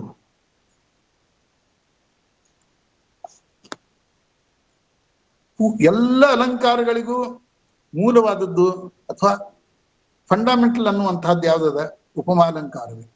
ಇದಕ್ಕ ಒಬ್ರು ಹೇಳ್ತಾರೆ, ಉಪಮೈಕಾ ಶೈಲೂಷಿ ಸಂಪ್ರಾಪ್ತ ಚಿತ್ರಭೂಮಿಕಾ ಭೇದಾನ್ ರಂಜಯತಿ ಕಾವ್ಯರಂಗೆ ನೃತ್ಯಂತಿ ತದ್ವಿಧಾಂ ಚೇತಃ ಅಂತ. ಏನಿದ್ರ ಅರ್ಥ? ಉಪಮೈಕಾ ಶೈಲೂಷಿ, ಶೈಲೂಷ ಅಂದ್ರೆ ನಟ, ಶೈಲೂಷಿ ಅಂತಂದ್ರೆ ಸ್ತ್ರೀಲಿಂಗ ರೂಪ, ನಟಿ. ಚಿತ್ರಭೂಮಿಕಾ ಭೇದಾನ್ ಅಂದ್ರೆ ವಿವಿಧ ವೇಷಗಳಿಂದ, ವೈವಿಧ್ಯಮಯವಾದಂತಹ ವೇಷಗಳಿಂದ ಒಬ್ಬ ನಟಿ, ಉಪಮೆ ಅನ್ನುವಂತಹ ಹೆಸರಿನ ಒಬ್ಬ ನಟಿ ವಿವಿಧ ರೀತಿಯಲ್ಲಿ ತನ್ನ ವಿವಿಧ ರೂಪಗಳಿಂದ ರಂಜಯತಿ ಕಾವ್ಯರಂಗೆ ನೃತ್ಯಂತಿ ತದ್ವಿಧಾಂ ಚೇತಃ. ಅಂದ್ರೆ ಉಪಮಾ ಅನ್ನುವಂತಹ ಒಬ್ಬ ನಟಿ ವಿವಿಧ ವೇಷಗಳನ್ನ ನಡೆಸಿ, ಅಂದ್ರೆ ಉಪಮೆಯ ಬೇರೆ ಬೇರೆ ಬೇರೆ ಬೇರೆ ರೂಪಗಳನ್ನ ನಾನಾ ಅಲಂಕಾರಗಳ ರೂಪದಲ್ಲಿ ಕಾವ್ಯರಂಗದ ಮೇಲೆ ನೃತ್ಯ ಮಾಡ್ತಾಳೆ, ಕುಣಿತಾಳೆ ಅನ್ನುವಂಥ ಒಂದು ಸಂಸ್ಕೃತದ ಸ್ಟೇಟ್ಮೆಂಟ್ ಅನ್ನು ಕೊಡ್ತಾರೆ ಅವರು. ನಮ್ಮ ಕಾಳಿದಾಸರು, ವಾಲ್ಮೀಕಿ ಇಂಥ ಕವಿಗಳೆಲ್ಲರೂ ಉಪಮಾಲಂಕಾರಗಳನ್ನು ಬಹಳಷ್ಟು ಉಪಯೋಗ ಮಾಡಿದ್ದನ್ನ ವಿದ್ವಾಂಸರೆಲ್ಲ ನೆನಪಿಸ್ಕೊಳ್ತಾರೆ. ಆದರೆ ಬಸವಣ್ಣನವರು ಅವರೆಲ್ಲರನ್ನು ಮೀರಿಸಿ ಉಪಮಾಲಂಕಾರಗಳನ್ನು ಪ್ರಯೋಗ ಮಾಡಿದರು. ಹೆಚ್ಚಿಗೆ ಬಸವಣ್ಣನವರ ಒಬ್ಬ ವಚನಗಳಲ್ಲಿ ಉಪಯೋಗ ಆಗುವುದೇ ಉಪಮಾಲಂಕಾರ. ಇನ್ನೊಬ್ರು ಹೇಳ್ತಾರ್ರಿ, ಒಬ್ರು ವಿದ್ಯಾನಾಥ ಅನ್ನುವಂಥ ಒಬ್ರು ಅಲಂಕಾರಿಕರು ಏನ್ ಹೇಳ್ತಾರ, ಉಪಮಾ ಕವಿ ವಂಶಸ್ಯ ಮಾತೈವೇತಿ ಮತಿರ್ಮಮ ಅಂತ ಹೇಳ್ತಾರ. ಮೊದಲನೇದು ಏನು ಅಂತಂದ್ರೆ ಅಲಂಕಾರ ಶಿರೋರತ್ನಂ ಸರ್ವಸ್ವಂ ಕಾವ್ಯ ಸಂಪದಾಹ ಉಪಮಾ ಕವಿ ವಂಶಸ್ಯ ಮಾತೈವೇತಿ ಮತಿರ್ಮಮ. ಅಂದ್ರೆ ಉಪಮೆ ಅನ್ನುವಂಥದ್ದು ಈ ಕವಿಗಳ ವಂಶದ ತಾಯಿ ಇದ್ದಂತೆ. ಅದನ್ನ ಬಿಟ್ಟು ಕವಿಗಳು ಎಂದೂ ತಮ್ಮ ಕಾವ್ಯಗಳನ್ನು ರಚನೆ ಮಾಡುವುದಿಲ್ಲ ಅಂತ. ಶರಣರಲ್ಲಿ ಉಪಮೆಗಳು ಯಾವ ರೀತಿ ಆಗ್ಯಾವ ನೋಡ್ರಿ. ಗಂಡನ ಮೇಲೆ ಸ್ನೇಹವಿಲ್ಲದ ಹೆಂಡತಿ, ಲಿಂಗದ ಮೇಲೆ ನಿಷ್ಠೆ ಇಲ್ಲದ ಭಕ್ತ, ಇದ್ದೊಡೇನೋ ಶಿವ ಹೋದಡೇನೋ ಕೂಡಲ ಸಂಗಮ ದೇವಯ್ಯ, ಊಡದ ಆವಿಂಗೆ ಉಣ್ಣದ ಕರುವ ಬಿಟ್ಟಂತೆ. ಇಲ್ಲಿ ಅದ ನೋಡಿ, ಗಂಡನ ಮೇಲೆ ಸ್ನೇಹವಿಲ್ಲದ ಹೆಂಡತಿ. ಇದನ್ನೇನೆ ವಿಶ್ಲೇಷಣೆ ಮಾಡುವಂತಹ ಅವಶ್ಯಕತೆ ಇಲ್ಲ, ಸರಳವಾದಂತಹ ಭಾಷೆ ಇದೆ. ಗಂಡನ ಮೇಲೆ ಸ್ನೇಹವಿಲ್ಲದ ಹೆಂಡತಿ, ಲಿಂಗದ ಮೇಲೆ ನಿಷ್ಠೆ ಇಲ್ಲದ ಭಕ್ತ, ಇದ್ದಡೇನೋ ಶಿವ ಹೋದಡೇನೋ. ಇಂಥವ್ರು ಏನು ಉಪಯೋಗ? ಇದ್ರೇನು? ಗಂಡನ ಮೇಲೆ ಸ್ನೇಹ ಇಲ್ಲ, ಹೆಂಡತಿ ಇದ್ದೇನು ಇಲ್ಲದಿರ್ರಿ. ಲಿಂಗದ ಮೇಲೆ ನಿಷ್ಠೆ ಇಲ್ಲದ ಭಕ್ತ, ನಮ್ಮಂತವ್ರು ತಾರಲ್ರಿ. ಲಿಂಗದ ಮೇಲೆ ನಿಷ್ಠೆ ಇಲ್ಲ, ಎಲ್ಲರೂ ಗುಟ್ಕ ಹಾಕೋದು ತೆಗೆದೋಗೋದು, ಲಿಂಗ ಅವ್ನು ಕಟ್ಟೋದು ಕಟ್ಟಂಗಿಲ್ಲ, ವಿಭೂತಿ ಹಚ್ಚಂಗಿಲ್ಲ, ಮತ್ ನಾವು ಬಸವ ತತ್ವ ಅನ್ನೋದು. ಇಂಥವ್ರು ಲಿಂಗದ ಮೇಲೆ ನಿಷ್ಠೆ ಇಲ್ಲದ ಭಕ್ತ, ಗಂಡನ ಮೇಲೆ ಸ್ನೇಹವಿಲ್ಲದ ಹೆಂಡತಿ, ಇದ್ದೊಡೇನೋ ಶಿವ ಹೋದಡೇನೋ ಕೂಡಲ ಸಂಗಮ ದೇವಯ್ಯ, ಊಡದ ಆವಿಂಗೆ ಉಣ್ಣದ ಕರುವ ಬಿಟ್ಟಂತೆ. ಊಡದ ಆವು, ಊಡದ ಅಂದ್ರೆ ಹಿಂಡಲಾರದ, ಬರಡು ಇದ್ದಂಥ ಆವು ಅಂದ್ರೆ ಆಕಳು, ಬರಡಿದ್ದಂಥ ಆಕಳಿಗೆ ಹಸಿವೆ ಇರಲಾರ್ದಂತಹ ಕರುವನ್ನ ಬಿಟ್ಟಂತೆ. ಅದು ಹಾಲು ಕರೆಯಂಗಿಲ್ಲ, ಈ ಕರು ಹಾಲು ಕುಡಿಯಂಗಿಲ್ಲ. ನೋಡ್ರಿ, ಇದು ಉಪಮೇಯ ಅಲಂಕಾರ. ಊಡದ ಆವಿಂಗೆ ಉಣ್ಣದ ಕರುವ ಬಿಟ್ಟಂತೆ. ಹೋಲಿಕೆ ಇದೆ ಇಲ್ರಿ. ಉಪಮಾಲಂಕಾರದೊಳಗ ಸಮಾನ ಧರ್ಮ ಇರ್ತದೆ, ಆಮೇಲೆ ಉಪಮೇಯಗಳಿರ್ತಾವೆ. ಇವೆಲ್ಲರಿಗೂ ನಿಮಗೆಲ್ಲ ಗೊತ್ತಿದ್ದ ವಿಷಯವನ್ನೇ ಇಲ್ಲಿ ನಾವು ವಚನಗಳಲ್ಲಿ ಎಲ್ಲೆಲ್ಲಿ ಸಿಗ್ತಾವ ಅದನ್ನ ನಾವು ಅನ್ವೇಷಣೆಯನ್ನು ಮಾಡುದು.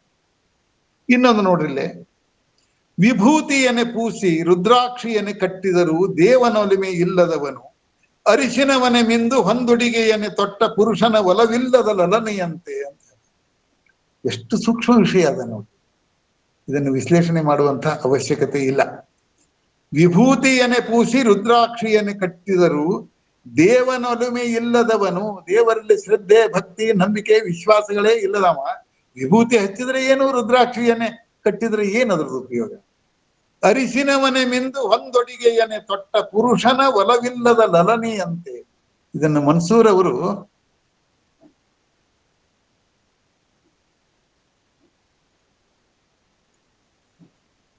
ಹಾಡಿದ್ದು ಕೇಳಿನ್ರಿ ನಾನು. ಅರಿಶಿನವನೆ ಮಿಂದು ಹೊಂದೊಡಿಗೆಯನ್ನು ತೊಟ್ಟ ಪುರುಷನ ಒಲವಿಲ್ಲದ ಲಲನೆಯಂತೆ ಅಂತ. ಇದನ್ನ ಚಂಬಳಕಿನ ಕವಿ ಯಾರು, ನಮ್ಮ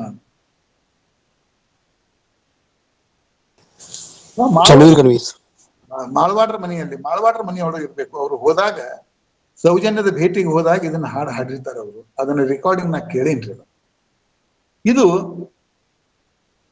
ಅಲಂಕಾರ ನೋಡಿ. ಹಾಲು ಕೊಡಲಾರದಂತಹ ಬರಡ ಆಕಳು, ಹಾಲು ಕುಡಿಯಲು ಹಸಿವೆ ಇಲ್ಲದಂತಹ ಕರು, ಇವೆರಡರ ಸಂಬಂಧ ನೀರಸವಾದಂತಹ ಸಂಬಂಧ. ಆಮೇಲೆ ವಿಭೂತಿಯನ್ನ ಪೂಸಿ ರುದ್ರಾಕ್ಷಿಯನ್ನು ಕಟ್ಟಿದ್ರು ದೇವನೊಲಿಮೆ ಇಲ್ಲದವನು, ಅರಿಶಿನವನೆ ಮಿಂದು ಹೊಂದೊಡಿಗೆಯನ್ನು ತೊಟ್ಟ ಪುರುಷನ ಒಲವಿಲ್ಲದ ಲಲನೆಯಂತೆ. ಎರಡು ಒಂದೇ ಅವು. ಇನ್ನೊಂದು ಹೇಳ್ತಾರೆ ನೋಡ್ರಿ, ಬೆಲ್ಲವ ತಿಂದ ಕೋಡಗದಂತೆ ಸಿಹಿಯ ನೆನದಿರಾಮನವೇ, ಕಬ್ಬು ತಿಂದ ನರಿಯಂತೆ ಹಿಂದ ಕೆಳಸದಿರಾಮನವೇ, ಗಗನ ಒಡರಿದ ಕಾಗೆಯಂತೆ ದೆಸೆಗೆ ಹಂಬಲಿಸದಿರಾಮನವೇ, ಕೂಡಲ ಸಂಗನ ಶರಣರ ಕಂಡು ಲಿಂಗವೆಂದೇ ನಂಬು ಮನವೇ. ಇಲ್ಲಿ ನಿತ್ಯವೂ ನಮ್ಮ ಎದುರಿಗಿರುವಂತಹ ಪ್ರಾಣಿ ಪಕ್ಷಿಗಳೇ ಉಪಮಾನಗಳು ನೋಡ್ರಿ.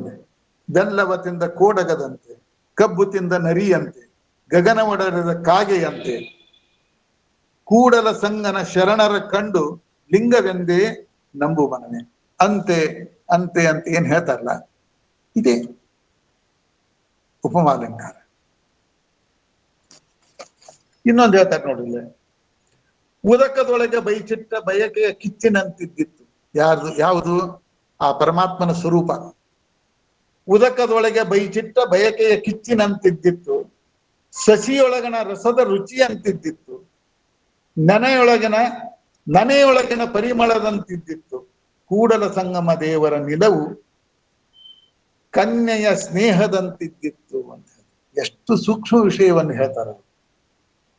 ಉದಕದೊಳಗೆ ಬೈಚಿಟ್ಟ ಬೈಕೆಯ ಕಿಚ್ಚಿನಂತಿದ್ದಿತ್ತು, ಎದರಂತೆ ಅನ್ನೋದನ್ನು ಸ್ಪಷ್ಟವಾಗಿ ಸಸಿಯೊಳಗಣ ರಸದ ರುಚಿ ಅಂತಿದ್ದಿತ್ತು. ಉಪಮಾಲಂಕಾರ. ಕೂಡಲ ಸಂಗಮ ದೇವರ ನಿಲವು ಕನ್ಯೆಯ ಸ್ನೇಹದಂತಿತ್ತು. ಇದನ್ನು ಎರಡು ರೀತಿಯಾಗಿ ಅರ್ಥ ಮಾಡ್ಯಾರ. ಕನ್ಯೆ ಅದನೋ ಕೆನೆ ಅದನೋ, ಇದು ಮೂಲತಃ ಅದು ಯಾವ ರೀತಿ ಅದ ನಮಗೆ ಗೊತ್ತಿಲ್ಲ. ಕೆಲವರು ಕೆನೆ ಅನ್ನುವಂಥ ಕೆನೆಯ ಸ್ನಿಗ್ಧತೆಯನ್ನ ಸ್ನೇಹ ಅನ್ನುವಂಥ ಅರ್ಥದಿಂದ ಕೆಲವರು ಬರ್ದಾರ ನನ್ನ ಅಧ್ಯಯನದ ಉದಾಹರಣೆಯಲ್ಲಿ. ಆಮೇಲೆ ಕೆಲವರು ಕನ್ಯೆಯ ಸ್ನೇಹದಂದಿತ್ತು. ಒಬ್ಬ ಕನ್ಯೆ ತನ್ನ ಪ್ರಿಯಕರ ಅಥವಾ ತನ್ನ ಗಂಡನ ಕುರಿತಾಗಿ ಎಷ್ಟೊಂದು ಶ್ರದ್ಧೆ ಭಕ್ತಿ ನಂಬಿಕೆಗಳನ್ನು ಇಟ್ಟುಕೊಂಡಿರ್ತಾಳೆ. ಅವಳ ಆ ಪ್ರೀತಿಯ ಪರಿಕಲ್ಪನೆ ಯಾವ ರೀತಿ ಇರ್ತದೆ ಅನ್ನುವಂಥದ್ದನ್ನ ಕೆಲವರು ಅರ್ಥ ಮಾಡ್ಯಾರ. ಎಷ್ಟು ಅಂದ್ರೆ ಅವಳು ಅಂತರ್ಮುಖಿಯಾಗಿ ಯಾವ ರೀತಿಯಾಗಿ ತನ್ನ ಪ್ರೀತಿಯನ್ನು ತೋರಿಸ್ತಾಳೆ ಆ ಅರ್ಥದಲ್ಲಿ ಇನ್ನೊಂದು ಕೆಲವರು ಬರ್ತಾರೆ. ಇದು ಒಂದು ಅಲಂಕಾರ. ಇಲ್ಲಿ ಕೆಲವರು ಸ್ನೇಹವನ್ನ ಸ್ನಿಗ್ಧತೆಗೆ ಅನ್ವಯಿಸಿ ಕೆನೆ ಅನ್ನುವಂತ ಅರ್ಥದೊಳಗೆ ಮಾಡ್ಯಾರ. ಕೆನೆ ಅದನ್ನೋ ಕನ್ಯೆ ಅದನ್ನೋ ಗೊತ್ತಿಲ್ಲ ನನಗೆ. ಈ ರೀತಿ ಉಪಮಾಲಂಕಾರ ಶರಣರಲ್ಲಿ ಸಾಕಷ್ಟು ರೀತಿ ಒಳಗ ಅಳವಡಿಕೆ ಆಗಿದೆ. ಇನ್ನೊಂದು ಉಪಮಾಲಂಕಾರದ ನಂತರ ಮೆಟಫಾರಿಕಲ್ ಕಾನ್ಸೆಪ್ಟ್ ಬಹಳ ರೀತಿಯಾಗಿದೆ ನೋಡ್ರಿ. ಮೆಟಾಫರ್ಕ್ ಕನ್ನಡದೊಳಗೆ ರೂಪಕ ಅಲಂಕಾರ ಅಂತ ಕರೀತಾರೆ. ಇಲ್ಲಿ ಏನದ, ಉಪಮಾನ ಮತ್ತು ಉಪಮೇಯಗಳಲ್ಲಿ ಅಭೇದ್ಯತೆಯನ್ನು ಕಾಣ್ತಾರೆ. ಅಲ್ಲಿ ವ್ಯತ್ಯಾಸವನ್ನು ಉಂಟು ಮಾಡಂಗಿಲ್ಲ ನೋಡ್ರಿ. ಧರೆಯ ಮೇಲೊಬ್ಬ ಹಿರಿದಪ್ಪ ಅಂಗಡಿಯ ನಿಕ್ಕಿ ಹರದ ಕೊಳ್ಳಿರ್ದ ನಮ್ಮ ಮಹಾದೇವ ಶೆಟ್ಟಿ. ಒಮ್ಮನವಾದರೆ ನುಡಿವ ಇಮ್ಮನವಾದರೆ ನುಡಿಯ, ಕಾಣೆಯ ಸೋಲ ಅರ್ಧ ಕಾಣೆಯ ಗೆಲ್ಲ, ಜಾಣ ನೋಡವ್ವ ನಮ್ಮ ಕೂಡಲ ಸಂಗಮ ದೇವ. ಇಲ್ಲಿ ಬಸವಣ್ಣನವರು ಪರಮಾತ್ಮನನ್ನ ಅಂದ್ರೆ ಶಿವನನ್ನ ಹರದ ಅಂತ ಕರೆದಿದ್ದಾರೆ. ಅಂದ್ರೆ ಅವರು ವ್ಯಾಪಾರಿ ಅಂತ ಕರೆದು ಬಿಟ್ಟಿದ್ದಾರೆ.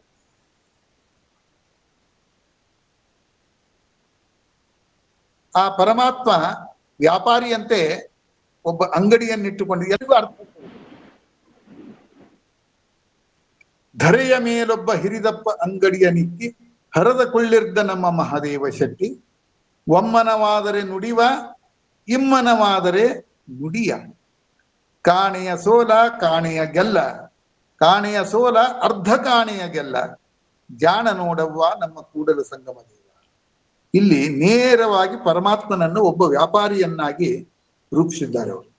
ಆಮೇಲೆ ಈ ಇಡೀ ಜಗತ್ತು, ಈ ಜಗತ್ತಿನ ನಿತ್ಯದ ವ್ಯವಹಾರ, ನಿತ್ಯ ವಿದ್ಯಮಾನಗಳೆಲ್ಲ ಆತನ ವ್ಯಾಪಾರ ಅನ್ನುವಂಥ ಕಲ್ಪನೆಯೊಳಗ ಇಲ್ಲಿ ರೂಪಕಾಲಂಕಾರವನ್ನ ಬಸವಣ್ಣನವರು ಕೊಡ್ತಾರೆ.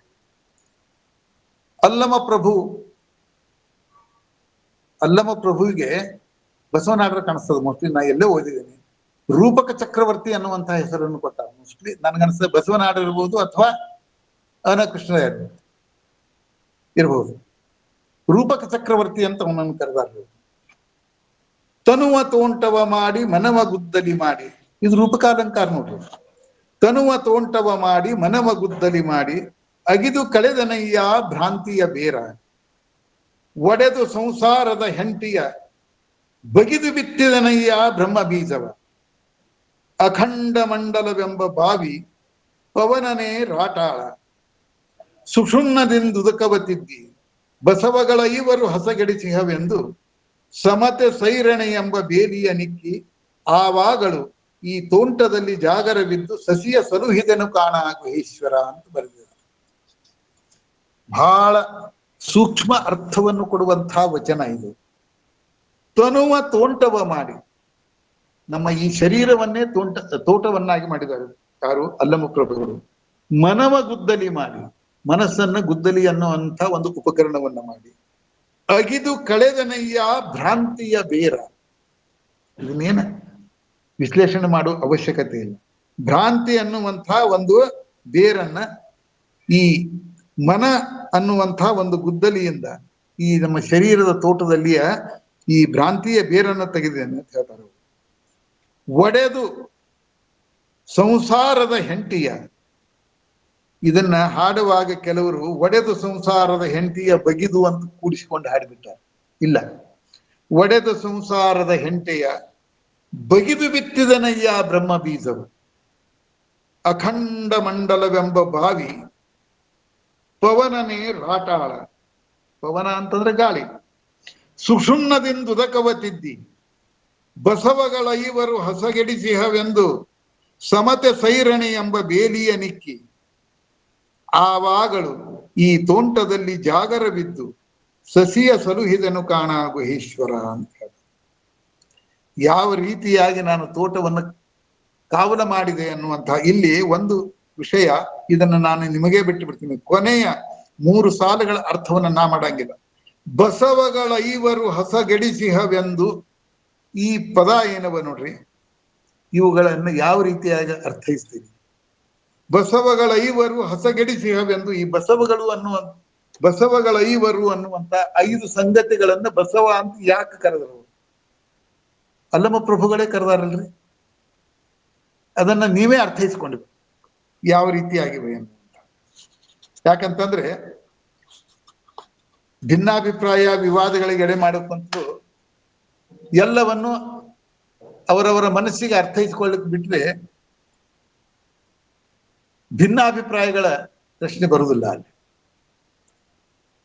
ಇನ್ನೊಂದು ವಚನದಲ್ಲಿ ಅಲ್ಲಮರು ಹೇಳ್ತಾರೆ, ತನುವೆಂಬ ಏರಿಗೆ ಮನವೆಂಬ ಕಟ್ಟೆಯ ಕಟ್ಟಿ, ಆಚಾರವೆಂಬ ಸೋಪಾನ ಪರಮಾನಂದವೆಂಬ ಜಲವ ತುಂಬಿ, ಕೆರೆಯ ಕಟ್ಟಬಲ್ಲವನಾರನೂ ಕಾಣೆ, ನಾ ಕಟ್ಟಿದ ಕೆರೆ ಸ್ಥಿರವಾಯಿತು ನೋಡ ಗುಹೇಶ್ವರ ಅಂತ ಹೇಳ್ತಾರೆ. ಈ ಶರೀರ ಅನ್ನುವಂತಹದ್ದನ್ನ ಕೆರೆಯನ್ನಾಗಿ ಮಾಡಿದ್ದಾರೆ. ತನುವೆಂಬ ಏರಿಗೆ ಮನವೆಂಬ ಕಟ್ಟೆಯ ಕಟ್ಟಿ, ಆಚಾರವೆಂಬ ಸೋಪಾನ ಪರಮಾನಂದವೆಂಬ ಜಲವ ತುಂಬಿ, ಕೆರೆಯ ಕಟ್ಟಬಲ್ಲವನಾರನೂ ಕಾಣೆ, ನಾ ಕಟ್ಟಿದ ಕೆರೆ ಸ್ಥಿರವಾಗಿತ್ತು ನೋಡ ಗುಹೇಶ್ವರ ಅನ್ನೋದು ಇದು ರೂಪಕಾಲಂಕಾರ.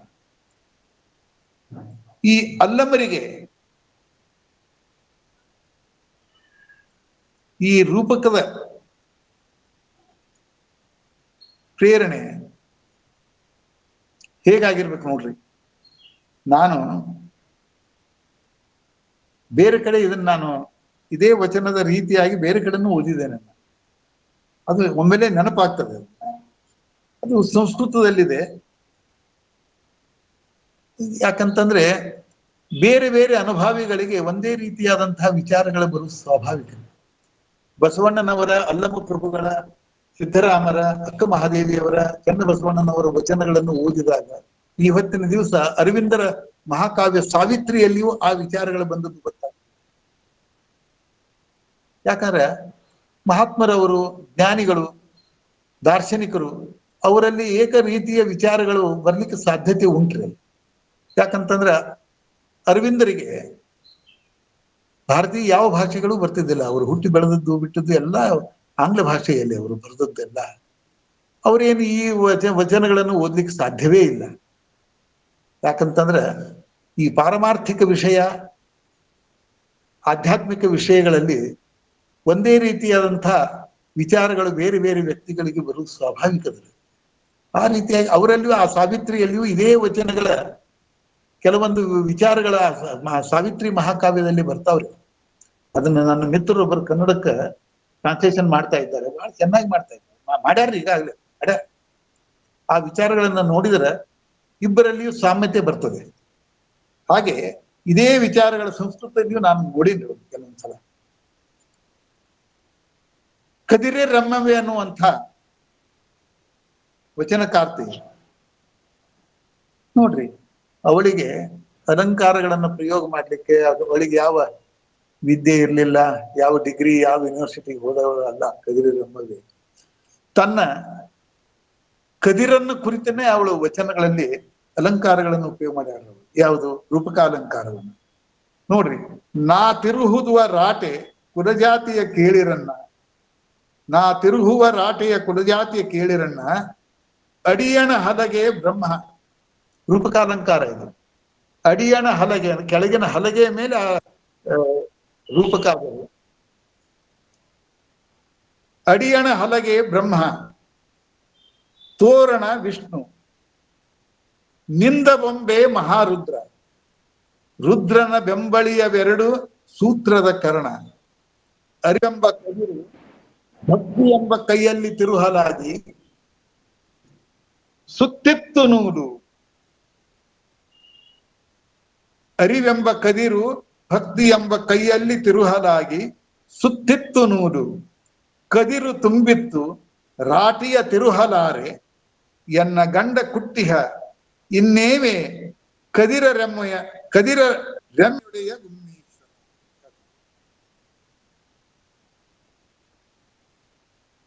ಈ ಕದಿರು ಅನ್ನುವಂತಹದ್ದನ್ನು ಎಲ್ಲರೂ ನೋಡಿರ್ಬೇಕು.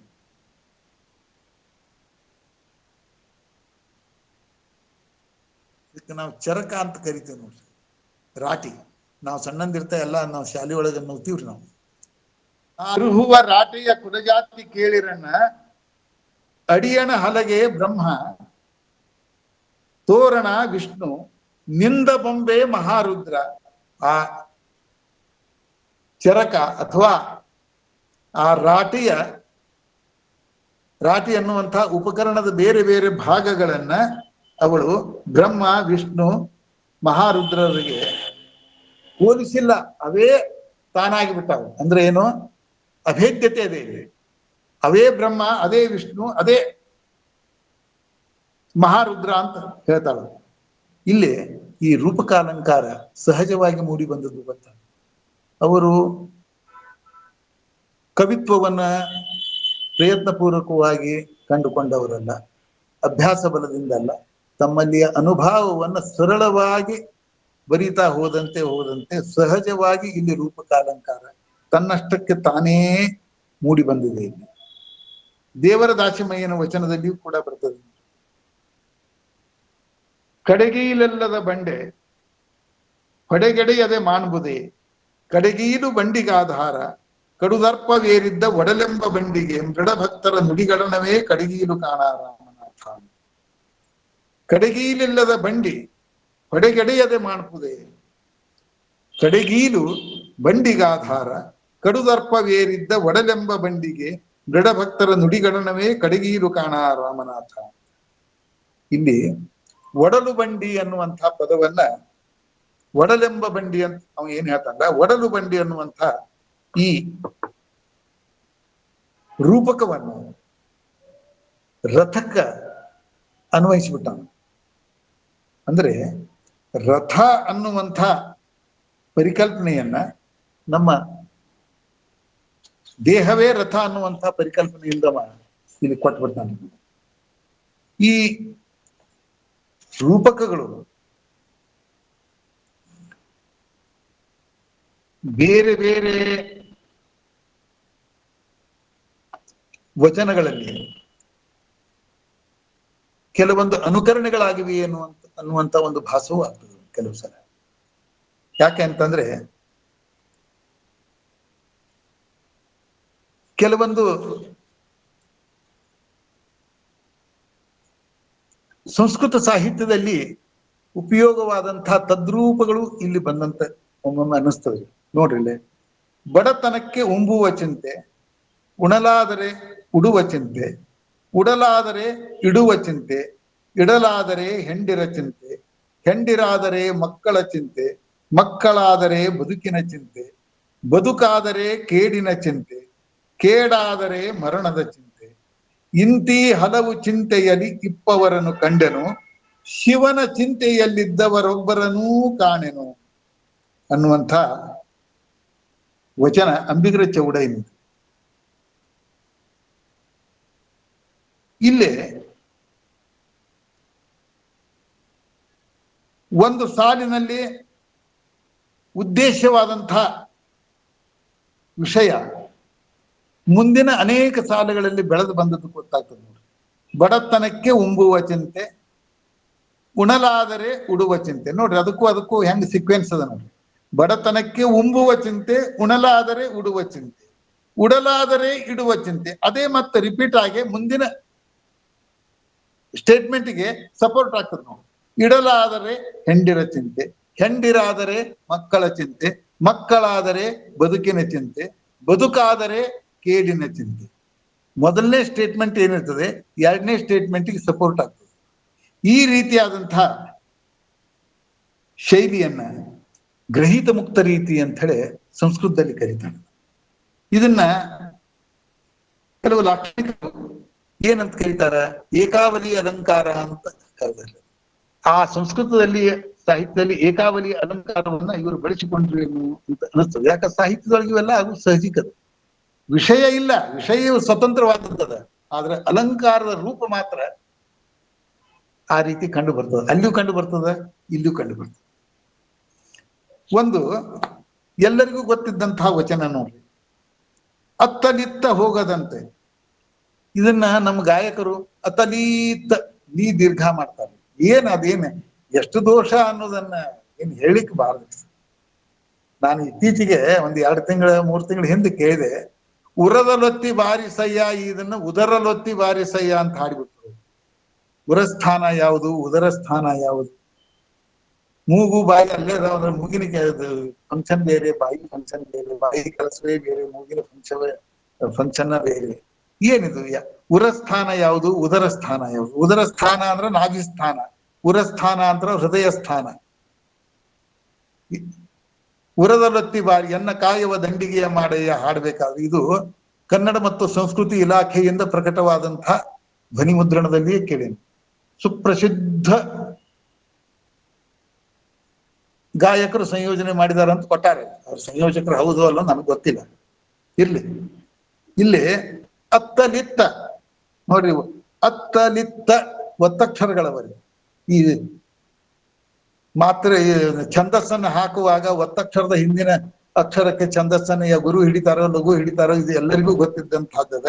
ಅಲ್ಲಿ ದೀರ್ಘ ಕೊಟ್ರೆ ಏನಾಗ್ತದ್ರಿ? ಅಂದ ಮೇಲೆ ನಮ್ಮ ತಾಳದಲ್ಲಿ ವ್ಯತ್ಯಾಸ ಆಗ್ತದಿಲ್ರಿ. ಅದು ಹಾಡುವಾಗ ಯಾವುದೇ ತಾಳಕ್ಕೆ ಅಳವಡಿಸಲ್ಲ, ಅದ್ರ ಛಂದಸ್ಸಿಗೆ ಅನುಗುಣವಾಗಿ ಅಲ್ಲಿ ವ್ಯತ್ಯಾಸ ಆಗ್ತದಿಲ್ರಿ. ಇದ್ರದ್ದು ಏನೂ ಪರಿಕಲ್ಪನಾ ಇಲ್ಲದ ಹಾಡು ಬಿಡ್ತಾರೆ. ಅತ್ತಲಿತ್ತ ಹೋಗದಂತೆ ಹೆಳವನ ಮಾಡಯ್ಯ ಆತಂದೆ, ಸುತ್ತಿ ಸುಳಿದು ನೋಡದಂತೆ ಅಂಧಕನ ಮಾಡಯ್ಯ ಆತಂದೆ, ಮತ್ತೊಂದ ಕೇಳದಂತೆ ಕಿವುಡನ ಮಾಡಯ್ಯ ಆತಂದೆ, ನಿಮ್ಮ ಶರಣರ ಪಾದವಲ್ಲದೆ ಅನ್ಯ ವಿಷಯ ಕೆಳಿಸದಂತೆ ಇರಿಸು ಕೂಡಲ ಸಂಗಮ ದೇವ. ಇಲ್ಲಿ ಹೇಳ, ಈ ವಿಷಯದಲ್ಲಿ ಏನದರೆ ಹೆಳವನಾಗುವುದು, ಕುರುಡನಾಗುವುದು, ಕಿವುಡನಾಗುವುದು ಯಾರಿಗೂ ಅಪೇಕ್ಷಿತವಾದಂತಹದ್ದಲ್ಲ. ಆದ್ರೂ ಇವ್ರು ಬೇಡ್ತಾರಲ್ರಿ. ಈಗ ನೋಡ್ರಿ, ಕೆಲವು ಮಂದಿ ಜೀವನಕ್ಕೆ ಬೇಸತ್ತು ದಯಾಮರಣ ಬೇಡ್ತಾರಿಲ್ರಿ. ತಮ್ಮ ಸಮ್ಮತಿ ತಮ್ಮ ಒಪ್ಪಿಗೆ ಪ್ರಕಾರ ನನ್ನನ್ನ ಮುಗಿಸ್ಬಿಡ್ರಿ ಅಂತ ಹೇಳ್ತಾರಿಲ್ರಿ. ಇವ್ರು ಯಾಕೆ ಹೇಳ್ಯಾರ ಹಂಗಾರ? ವಚನಕಾರರು ನನ್ನನ್ನು ಹೆಳವನನ್ನಾಗಿ ಮಾಡು, ಕುರುಡನನ್ನಾಗಿ ಮಾಡು, ಕಿವುಡನನ್ನಾಗಿ ಮಾಡು ಅಂತ ಬಸವಣ್ಣನವರು ಕೂಡಲ ಸಂಗಮ ದೇವನಲ್ಲಿ ಯಾಕೆ ಬೇಡ್ಕೊಳ್ತಾ ಇದ್ದಾರೆ? ಇದು ಪ್ರಾರ್ಥನೆ ನೋಡು, ಇದು ಪ್ರಾರ್ಥನೆ. ಈಗ ನಾವು ತಂದೆ ನೀನು, ತಾಯಿ ನೀನು, ಬಂಧು ನೀನು, ಬಳಗ ನೀನು ಅಂತ ವಚನ ಹಾಡಿದ್ವಿ ಅಂದ್ರೆ ಅದು ಪ್ರಾರ್ಥನೆ. ಅದು ನನ್ನ ವೈಯಕ್ತಿಕ ದೃಷ್ಟಿಯೊಳಗೆ ಪ್ರಾರ್ಥನಾಪರ ವಚನಗಳೇ ಬೇರೆ, ಸ್ಮರಣಾಪರ ವಚನಗಳೇ ಬೇರೆ, ಸ್ತುತಿಪರ ವಚನಗಳೇ ಬೇರೆ. ಸ್ತುತಿಗಳನ್ನ ಸ್ತವನಗಳು ಅಂತ ಕರಿತೀವಿ ನಾವು. ನಮ್ಮಲ್ಲಿ ಏನಾಗಿದ್ ಬಿಟ್ಟದ್ರಿ, ಯಾವುದನ್ನ ನಾವು ಪದಗಳ ಪ್ರಯೋಗವನ್ನು ಮಾಡ್ತೀವಿ ಅವುಗಳ ತಕ್ಕಂತೆ ನಮ್ಮ ಆಚರಣೆಯಲ್ಲಿ ವ್ಯತ್ಯಾಸ. ನಾವು ಇದನ್ನ ಬಹಳ ಸೂಕ್ಷ್ಮವಾಗಿ ನೋಡ್ಬೇಕು. ವಚನ ಪ್ರಾರ್ಥನೆ, ಇವತ್ತ ಒಂದು ವಚನ ಪ್ರಾರ್ಥನೆಯನ್ನು ನಾನು ಬೆಳಗಿನ ಕೇಳಿದರೆ ಅದು ವಚನ ಪ್ರಾರ್ಥನೆಯೇ ಅಲ್ಲ. ನಾನು ಕಳ್ಸೀನಿ, ಜಳಕಿ ಮೇಡಮ್ ಅವ್ರಿಗೆ ಕಳ್ಸೀನಿ, ಒಂದ್ 3-4 ಮಂದಿ ಕಳ್ಸೀನಿ. ನಾನು ಅಲ್ಲೇ ಅಸಂಬದ್ಧತೆ ಆ ಉಚ್ಚಾರಣೆಗಳನ್ನ ನೋಡಿದರೆ ಆ ಶರಣರಿಗೆ ಪ್ರೀತಿ. ಇಲ್ಲಿ ನೋಡ್ರಿ, ಹೆಳವನನ್ನಾಗಿ ಮಾಡುವಂತನ್ನು ಒಳ್ಳೆದಾಗ ಹೆಳವನಾದ್ರೆ ಹೋಗಬಾರದ ಸ್ಥಾನಕ್ಕೆ ಹೋಗುದು ತಪ್ತದೆ, ಕುರುಡನಾದ್ರೆ ನೋಡಬಾರದನ್ನ ನೋಡುವಂತ ಪಾಪ ತಪ್ತದೆ, ಕಿವುಡನಾದ್ರೆ ಕೇಳಬಾರದನ್ನೆಲ್ಲ ಕೇಳಲಾರದಂತ ಒಂದು ಸ್ಥಿತಿ ನಿರ್ಮಾಣ ಆಗ್ತದೆ, ಕೇಳುವಂತ ಪಾಪ ತಪ್ತದೆ ಅನ್ನುವಂತಹ ದೃಷ್ಟಿಯಿಂದ ಒಳ್ಳೆಯದಲ್ಲದಿದ್ರೂ ಕೂಡ ಅಪೇಕ್ಷಿಸಿ ಅದನ್ನ ಪ್ರಾರ್ಥನಾ ಮಾಡ್ತಾರೆ. ಯಾರು? ಬಸವಣ್ಣನವರು. ಹೆಳವನನ್ನಾಗಿ ಮಾಡು, ಕುರುಡನನ್ನಾಗಿ ಮಾಡು, ಕಿವುಡನನ್ನಾಗಿ ಮಾಡು ಅಂತ. ಅತ್ತಲಿತ್ತ ಹೋಗದಂತೆ ಹೆಳವನ ಮಾಡಯ್ಯ ತಂದೆ, ಸುತ್ತಿ ಸುಳಿದು ನೋಡದಂತೆ ಅಂಧಕನ ಮಾಡಯ್ಯ ತಂದೆ, ಮತ್ತೊಂದು ಕೇಳದಂತೆ ಕಿವುಡನ ಮಾಡಯ್ಯ ತಂದೆ ಅಂತ ಬೇಡ್ತಾರೆ. ಇದನ್ನ ಲಾಕ್ಷಣಿಕರು ಏನ್ ಹೇಳ್ತಾರೆ? ಅನುಜ್ಞಾನ ಅಲಂಕಾರ ಅಂತ ಕರೀತಾರೆ. ಅನುಜ್ಞಾನ ಅಲಂಕಾರ ಅಂತ ಕರೀತಾರೆ. ಈ ಎಲ್ಲಾ ಅಲಂಕಾರಗಳು ಬಸವಣ್ಣನವರ ವಚನಗಳಲ್ಲಾಗಲಿ ಇನ್ನುಳಿದ ಶರಣರ ವಚನಗಳಲ್ಲಾಗಲಿ ಬರಬೇಕಾಗಿತ್ತು ಅಂತಾರೆ. ಬಹಳ ದೊಡ್ಡ ಪ್ರತಿಭಾವಂತರವರು. ಅವ್ರು ಹೇಳ್ತಾರೆ, ನನಗೇನು ಗೊತ್ತಿಲ್ಲ, ಆದ್ರೂ ನೀನು ಪ್ರೇರಣೆ ನೀಡಿದಂತೆ ನಾನು ಬರಿತೀನಿ ಅಥವಾ ಆನು ಒಲಿದಂತೆ ಹಾಡುತ್ತೇನೆ ಅಂತನ್ನುವಂತಹ ಒಂದು ವಿನಯಶೀಲತೆಯಿಂದ ಹೇಳ್ತಾರ.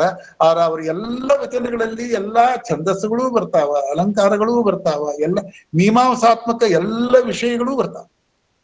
ಅಂದಾಗ ಆ ವಚನವನ್ನು ಯಾವ ರೀತಿ ಅರ್ಥೈಸಬೇಕು ಆಗಲೇ ನಾನು ಹೇಳಿದ್ದದ, ನಿಮಗೆ ಬಿಟ್ಟುಕೊಟ್ಟಿದ್ದದು.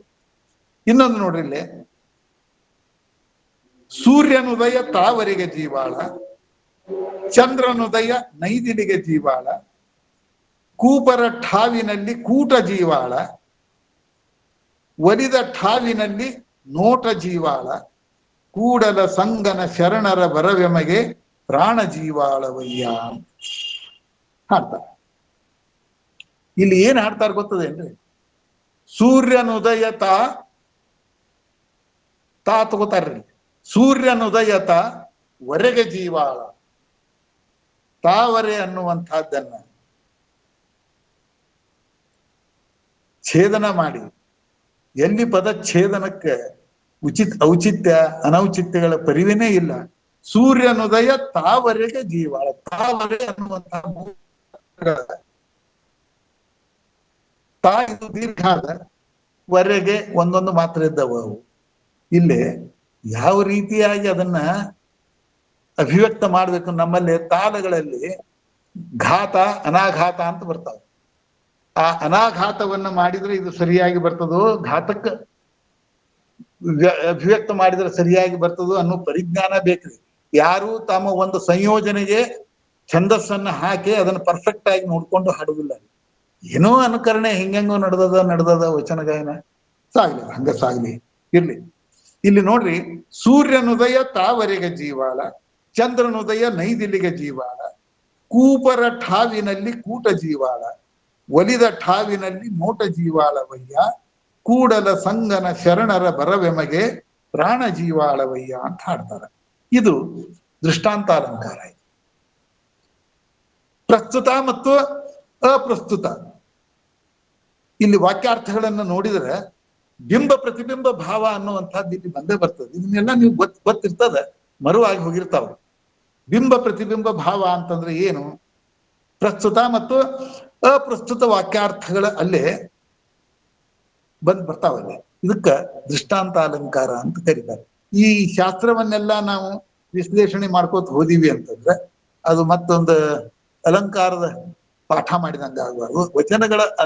ವಚನಗಳಲ್ಲಿ ಏನು ಕಂಡು ಬರ್ತದೆ ಅದನ್ನಷ್ಟ ನಾನು ನೋಡಿ ಸಂಕ್ಷಿಪ್ತವಾಗಿ ಹೇಳ್ತಾ ಇದ್ದೀನಿ. ನಾನು ಒಂದು ಕೊನೆಗೆ ಹೇಳ್ತೇನೆ ನಿಮಗೆ.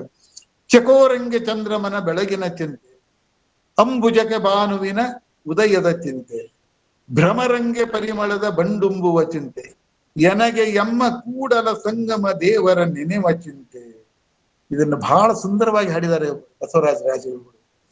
ಇಷ್ಟೊಂದು ಅಪಭ್ರಂಶ ಮಾಡ್ತಾರ್ರಿ ನಮ್ಮ ಗಾಯಕರು. ಈ ಬೆಳಗಿನ ಚಿಂತೆ, ಗೀವನ್ನ ದೀರ್ಘ ಮಾಡ್ತಾರೆ. ಅವರಿಗೆ ಹ್ರಸ್ವ ದೀರ್ಘಗಳ ಪರಿಜ್ಞಾನವೇ ಇರುವುದಿಲ್ಲ. ಅದು ಮತ್ತೆ ಬಹಳ ಪ್ರೊಫೆಷನಲ್ ಗಾಯಕರು. ಏನ್ ಮಾಡೋದು, ಅದಕ್ಕೇನ ಅನಿವಾರ್ಯ ಅದ. ಕೇಳೋರಿಗೂ ಆ ಪ್ರಜ್ಞೆ ಇರುವುದಿಲ್ಲ, ಹೇಳೋರು ನಮ್ಮ ಲಿಂಗಾಯತ ಸಮಾಜಕ್ಕಂತೂ ಸಂಗೀತದ ಅಭಿರುಚಿನೇ ಇರುವುದಿಲ್ಲ. ಹೆಂಗಿದ್ದಂಗೆ ಕೇಳಿ ಹೂ ಹುಡ್ದಿ ಹಾಕಿ ಬಂದ್ಬಿಡ್ತಾರ್ರಿ. ನೋಡ್ರಿ, ಚಕೋರಂಗೆ ಚಂದ್ರಮನ ಬೆಳಗಿನ ಚಿಂತೆ, ಅಂಬುಜಕ್ಕೆ ಭಾನುವಿನ ಉದಯದ ಚಿಂತೆ. ನೋಡ್ರಿ, ಬಿಂಬ ಪ್ರತಿಬಿಂಬಗಳ ಸಂಬಂಧ ಇದೆ ಇಲ್ಲಿ. ಅಂಬುಜಕ್ಕೆ ಭಾನುವಿನ ಉದಯದ ಚಿಂತೆ, ಭ್ರಮರಂಗೆ ಪರಿಮಳದ ಬಂಡುಂಬುವ ಚಿಂತೆ, ಎನಗೆ ಎಮ್ಮ ಕೂಡಲ ಸಂಗಮ ದೇವರ ನೆನವ ಚಿಂತೆ. ಇದು ದೃಷ್ಟಾಂತ ಅಲಂಕಾರ. ಚಕೋರ ಪಕ್ಷಿ ಚಂದ್ರನ ಉದಯದ ದಾರಿಯನ್ನೇ ನೋಡ್ತಿರ್ತದ. ಚಕೋರ ಪಕ್ಷಿ ಜಾಗೃತ ಹೊಳ್ಳುವುದು, ಚಂದ್ರನ ಉದಯ ಆಗುವುದು, ಇದೇ ಬಿಂಬ ಪ್ರತಿಬಿಂಬ. ಅಂಬುಜಕ್ಕೆ ಭಾನುವಿನ ಉದಯದ ಚಿಂತೆ, ಭಾನು ಸೂರ್ಯ ಉದಯ ಆಗು ಒಳ್ಳೆದಾಗ ಏನಾಗ್ತದೆ, ಈ ಕಮಲ ಅರಳುತ್ತದೆ. ಈ ಬಿಂಬ ಪ್ರತಿಬಿಂಬ ಭಾವ ಇತ್ತು ಅಂತಂದ್ರೆ ಅದನ್ನು ನಾವು ದೃಷ್ಟಾಂತ ಅಲಂಕಾರ ಅಂತ ಕರಿತೀವಿ. ವಚನಗಳಲ್ಲಿ ಈ ಎಲ್ಲಾ ಅಲಂಕಾರಗಳು ಯಾವ ರೀತಿ ಮೂಡಿ ಬಂದಾವ ನೋಡ್ರಿ. ಒಂದೇ ಒಂದು ಕೊನೆ ಒಂದು ಹೇಳಿ ನಾನು ಇವತ್ತಿನ ಯಾಕಂದ್ರೆ ಟೈಮ್ ಬಹಳ ಆಗ್ಯದ. ಕನ್ನಡಿ ಕಾಯಕದ ಅಮ್ಮಿದೇವಯ್ಯ ಅಂತ ಒಬ್ಬನ ವಚನ ನನಗದು ನಿನ್ನೆ ಸಿಕ್ಕದು. ಹಿಡಿಯಿಲ್ಲದ ಶಸ್ತ್ರ, ಕೀಲಿಲ್ಲದ ಕತ್ತರಿ, ಉಭಯವ ನಡಗೂಡದ ಚಿಮ್ಮಟ, ರೂಹಿಲ್ಲದ ಚಣ, ಹಲ್ಲಿಲ್ಲದ ಹಣಿಗೆ, ಮಲವಿಲ್ಲದ ಬೆಳಗಿನ ಮುಕುರವ ಹಿಡಿದು ಶರಣರೆಲ್ಲರ ಅಡಿವಿಡಿದಾಡ ಬಂದೆ. ಚೆನ್ನ ಬಸವಣ್ಣಂಗೆ ಭೃತ್ಯನಾಗಿ, ಶರಣ ಸತಿಗೆ ಲೆಂಕನಾಗಿ, ಸತ್ಯ ಗುರುಚರದ ಕರ್ತೃ ಸ್ವರೂಪಕ್ಕೆ ಡಿಂಗರಿಗ, ಉಭಯ ಡಿಂಗರಿಗರ ಕಂದನೆಂದು ಪ್ರತಿಪಾದಿಸಿಕೋ ಚೆನ್ನ ಬಸವಣ್ಣ ಪ್ರಿಯ ಕಮಲೇಶ್ವರ ಲಿಂಗ ಬರಿತಾನೆ ಕನ್ನಡಿ ಕಾಯಕದ ಅಮ್ಮಿದೇವಯ್ಯ. ಇಲ್ಲೇ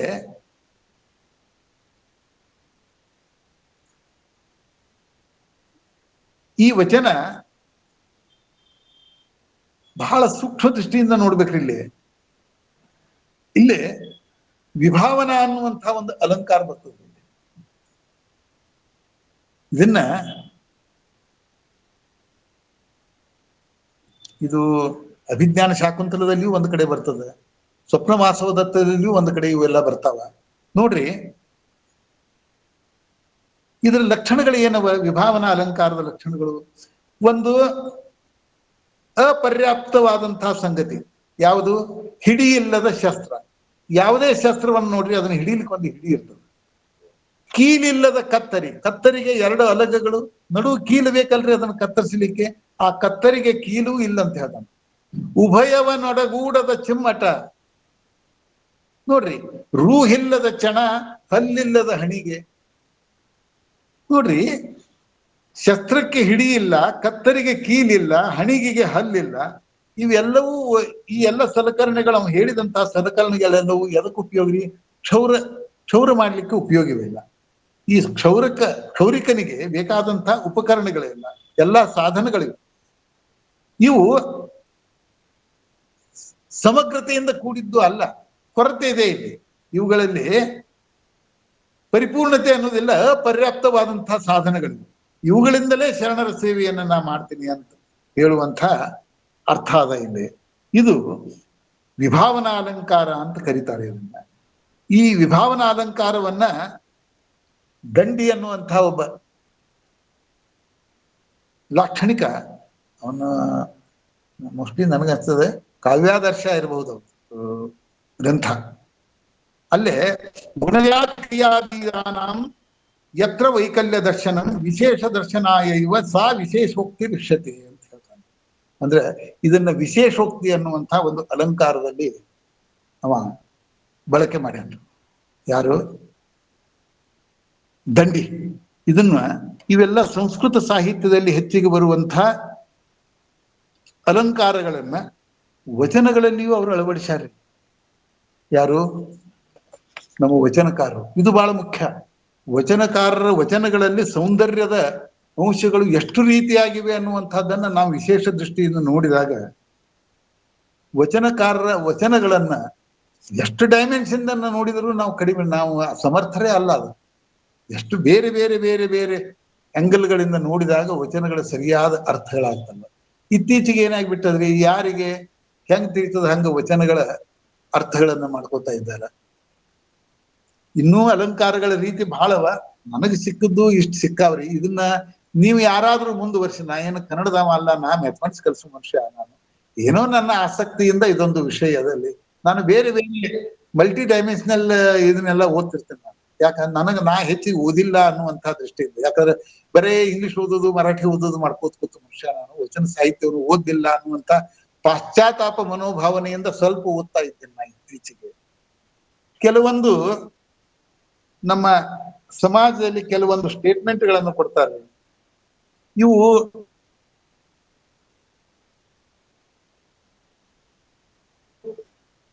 ಆಗಬಾರದು. ಯಾಕಂದ್ರೆ ನಮ್ಮ ಬಸವ ಸಂಸ್ಕೃತಿ ಇತ್ತೀಚೆಗೆ ಏನಾಗ್ಬಿಡ್ತದ, ಮತ್ತೊಂದ ಕೇಳಂತೆ ಕಿಡನ್ನ ಮಾಡಯ್ಯ ತಂದೆ ಅನ್ನುವಂಥ ವಚನ ಬಹಳ ಅನ್ವಯ ಆಗ್ತದೆ. ಯಾಕಂದ್ರೆ ಇತ್ತೀಚೆಗಿನ ವಿದ್ಯಮಾನಗಳನ್ನ ಕಿವಿಲಿ ಕೇಳಬಾರದಂತಹ ವಿದ್ಯಮಾನಗಳೆಲ್ಲ ನಡೆದು ಹೋಗ್ಯಾವ. ಅವುಗಳನ್ನ ನಾವು ಆ ಕಡೆ ಗಮನ ಕೊಡೋದು ಬೇಡ. ನಾನು ಇತ್ತೀಚೆಗೆ ಒಬ್ಬರ ಉಪನ್ಯಾಸವನ್ನು ಕೇಳಿದೆ, ಒಬ್ಬರ ಸ್ವಾಮಿಗಳದು. ದೇವರಿಗೆ ಕನ್ನಡವನ್ನ ಕಲಿಸಿದ್ರು ಶರಣರು ಅಂತ ಹೇಳಿಬಿಟ್ರು. ಹಿಂದೆ ಇದಕ್ಕ ಒಂದು ಇದದರಿ ಏನು ಅಂತಂದ್ರೆ ಪ್ಯಾರಡಾಕ್ಸಿ ಅಂತ ಬರ್ತದ. ಕನ್ನಡದಾಗ ಏನಂತಾರೆ ಅಂದ್ರೆ ಕಡ್ಡಿದ್ದು ಗುಡ್ಡ ಮಾಡ್ತಾರಲ್ರಿ, ಅದಕ್ಕೆ ಏನಂತ ಕರೀತಾರೆ ಕನ್ನಡದಾಗ ಒಂದು ಅಲಂಕಾರದರಿ. ಅದು ಏನ್ ನಮ್ಗೆ ಹೆಸರು ಬಾಯಿಗೆ ಬರುವಲ್ತ. ಕನ್ನಡದಾಗೂ ಅಲಂಕಾರದರಿ.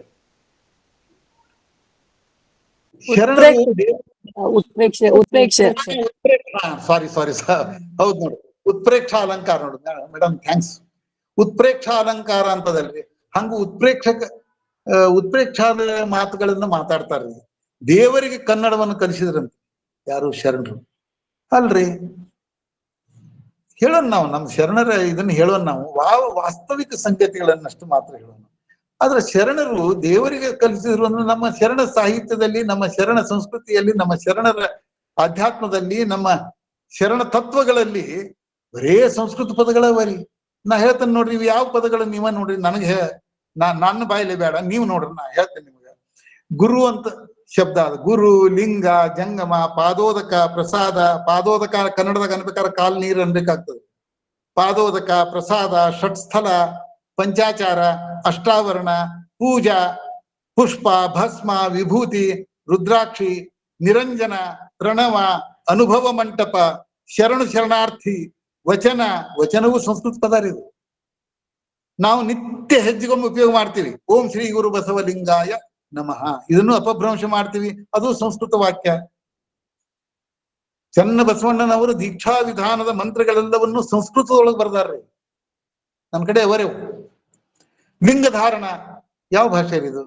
ಶಿವದೀಕ್ಷೆ, ಸದಾಚಾರ, ಶಿವಾಚಾರ, ಗಣಾಚಾರ, ಭೃತ್ಯಾಚಾರ, ಲಿಂಗಾಚಾರ, ಭಕ್ತ, ಮಹೇಶ, ಪ್ರಸಾದ, ಪ್ರಾಣಲಿಂಗ, ಶರಣ, ಐಕ್ಯ, ಉಪದೇಶ, ಮಂತ್ರ, ಮಂತ್ರಗೋಪ್ಯ, ಮಿಶ್ರಾರ್ಪಣ, ಘಟಚಕ್ರ, ಕಾಲಜ್ಞಾನ, ಸ್ತೋತ್ರ, ಯೋಗಾಂಗ ತ್ರಿವಿಧಿ, ಇವೆಲ್ಲ ಪದಗಳು ನೋಡಿ. ಸೃಷ್ಟಿ ವಚನ, ಶಿವಯೋಗ, ಮಠ ಅನ್ನುವಂತ ಪದವು ಸಂಸ್ಕೃತ. ಸ್ವಾಮಿ ಸಂಸ್ಕೃತ. ಕೊನೆಗೆ ಹೇಳ್ತೇನೆ ನಾನು, ಶರಣಾರ್ಥಿ ಸಂಸ್ಕೃತ. ಲಿಂಗಾಯತ ಅನ್ನುವಂತಹ ಪದವೂ ಸಂಸ್ಕೃತ ಪದ. ಕನ್ನಡದಲ್ಲಿ ಸಂಸ್ಕೃತವನ್ನ ಬಿಟ್ಟು ಕನ್ನಡ ಹೋಗ್ಲಿಕ್ಕೆ ಬರಂಗಿಲ್ರಿ. ಕನ್ನಡದಲ್ಲಿ ಸಂಸ್ಕೃತ ಪೂರ್ಣ ಹೆಣ್ಕೊಂಡ್ ಬಿಟ್ಟದ್ರಿ ಅದು. ಯಾಕಂದ್ರೆ ಕನ್ನಡದ ಈ 25 ವ್ಯಂಜನಗಳವ ನೋಡ್ರಿ ನಾವು. ಕ ಚ ಟ ತ ಪ ವ್ಯಂಜನಗಳವ ಅಲ್ರಿ, ಅವುಗಳನ್ನ 2ನೇ ಮತ್ತು 4ನೇ ಕಂಬ ಸಾಲುಗಳನ್ನು ನೋಡ್ರಿ, ಮಹಾಪ್ರಾಣಗಳವ, ಅವೆಲ್ಲ ಸಂಸ್ಕೃತದಿಂದ ಬಂದದ್ದು. ಹೆಂಗ ನಾವು ಬಿಡ್ಲಿಕ್ಕೆ ಬರ್ತದೆ ಹೇಳ್ರಿ ಸಂಸ್ಕೃತವನ್ನ? ಅಲ್ಲರಿ, ಇತ್ತೀಚೆಗೆ ಒಬ್ರು ಬಹಳ ಹಿರಿಯರು, ಅವ್ರ ಬಗ್ಗೆ ಬಹಳ ಅಭಿಮಾನವ ನಮ್ಗೆ. ಯಾಕಂದ್ರೆ 92, 93ನೇ ಇಸ್ವಿಯಾಗ ಸಾಹಿತ್ಯ ಪರಿಷತ್ನ ಅಧ್ಯಕ್ಷ ಇದ್ದಾಗ ಬಹಳ ದೊಡ್ಡ ಕೆಲಸ ಮಾಡ್ಯಾರ, ಬಹಳ ದೊಡ್ಡ ವಿದ್ವಾಂಸರು. ಆಮೇಲೆ ನಮ್ಮ ಸಮಾಜದ ದೊಡ್ಡ ಹಿರಿಯರು. ಸಂಸ್ಕೃತ ನಮ್ಮನ್ನು ಮೋಸಗೊಳಿಸುವ ಭಾಷೆ ಅಂತ ಹೇಳಿದ್ರು. ಮತ್ತು ಮೋಸಗೊಳಿಸುವ ಭಾಷೆಯ ಪದಗಳನ್ನು ಯಾಕೆ ಉಪಯೋಗ ಮಾಡ್ತೀವಿ? ಅದನ್ನೆಲ್ಲ ಹೇಳಿ ಅಸಂಬದ್ಧ ಹೇಳಿಕೆಗಳನ್ನು ಕೊಟ್ಟು ಇನ್ನೊಬ್ಬರಿಂದ ನಾವು ಅಸಹ್ಯ ಆಗುತ್ತಿತ್ತು. ಇದ್ದ ಅಳವಡಿಕೆಯನ್ನ ಸಮಾಧಾನದಿಂದ ನಾವು ನಮ್ಮ ಶರಣರ ತತ್ವಗಳನ್ನ ನೋಡುದ್ರೊಳಗೆ ಕಾಲ ಕಳಿಬೇಕು ಹೊರತಾಗಿ ಸಂಸ್ಕೃತವನ್ನ ಅಲ್ಲಗಳಿಲಿಕ್ಕೆ ಆಗಂಗಿಲ್ರಿ. ಯಾಕಂದ್ರೆ ಶರಣರೇ ಇವನ್ನೆಲ್ಲ ಉಪಯೋಗ ಮಾಡ್ಯಾರಲ್ರಿ. ಹರ ಬಸವಾಯ ನಮಃ, ಗುರು ಬಸವಾಯನ ದಿನಾ ಕೇಳ್ತು ನೋಡಿ ನಾವು. ಬಸವ ಸಮಿತಿಯಿಂದ ವಾರದಾಗ 3 ದಿವಸ ಬರ್ತದೆ, ಅಪಭ್ರಂಶನೇ ಬರ್ತದೆ. ಅದನ್ನ ಸೊಲ್ಲಾಪುರ ಸಿದ್ದರಾಮೇಶ್ವರರು ಬರೆದದ್ದು. ಮತ್ತೆ ಸಂಸ್ಕೃತ ಅಲ್ಲೇನ್ರಿ ಅವು? ಎಲ್ಲ ಸಂಸ್ಕೃತ ಪದಗಳವ. ನಮ್ಮಲ್ಲಿ ಏನ್ ಬೇಕಾದ್ದನ್ನ ಹೇಳಿ ಅಭಿಮಾನ ಪಡುವಂತ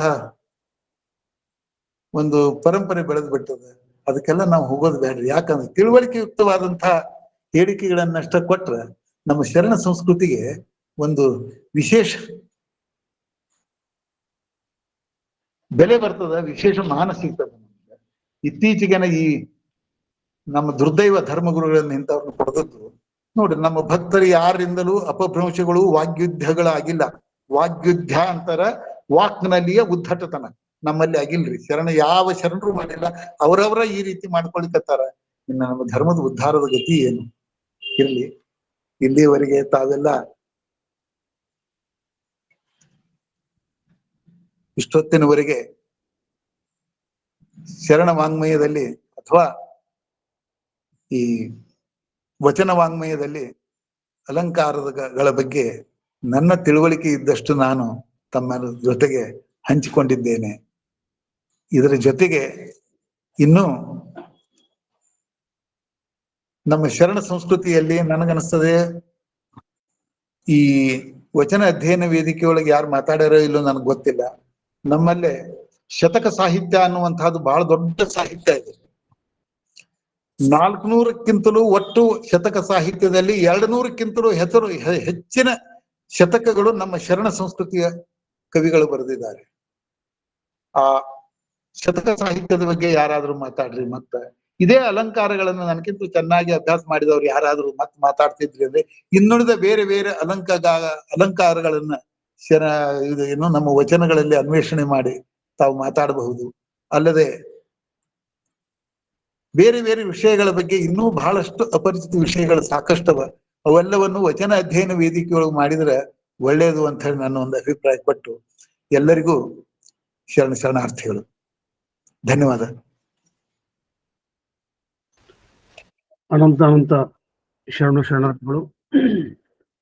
ಸರ್, ವಿಜಯಕುಮಾರ್ ತೇಲಿ ಅವರ ಉಪನ್ಯಾಸ ಕೇಳುವುದೇ ಒಂದು ಸಂತಸದ ವಿಷಯ. ಅವರು ಎಲ್ಲಾ ವಿಷಯಗಳನ್ನು, ಅಲ್ಲಿ ಗಾಯಕರದ ತಪ್ಪುಗಳನ್ನಾಗ್ಲಿ, ವಿದ್ವಾಂಸರ, ಸಂಪಾದಕರ, ಸಾಹಿತಿಗಳ ಎಲ್ಲರ ಕುಂದು ಕೊರತೆಗಳನ್ನ ಸರಿಪಡಿಸ್ತಕ್ಕಂಥ ಒಂದು ಕೆಲಸ.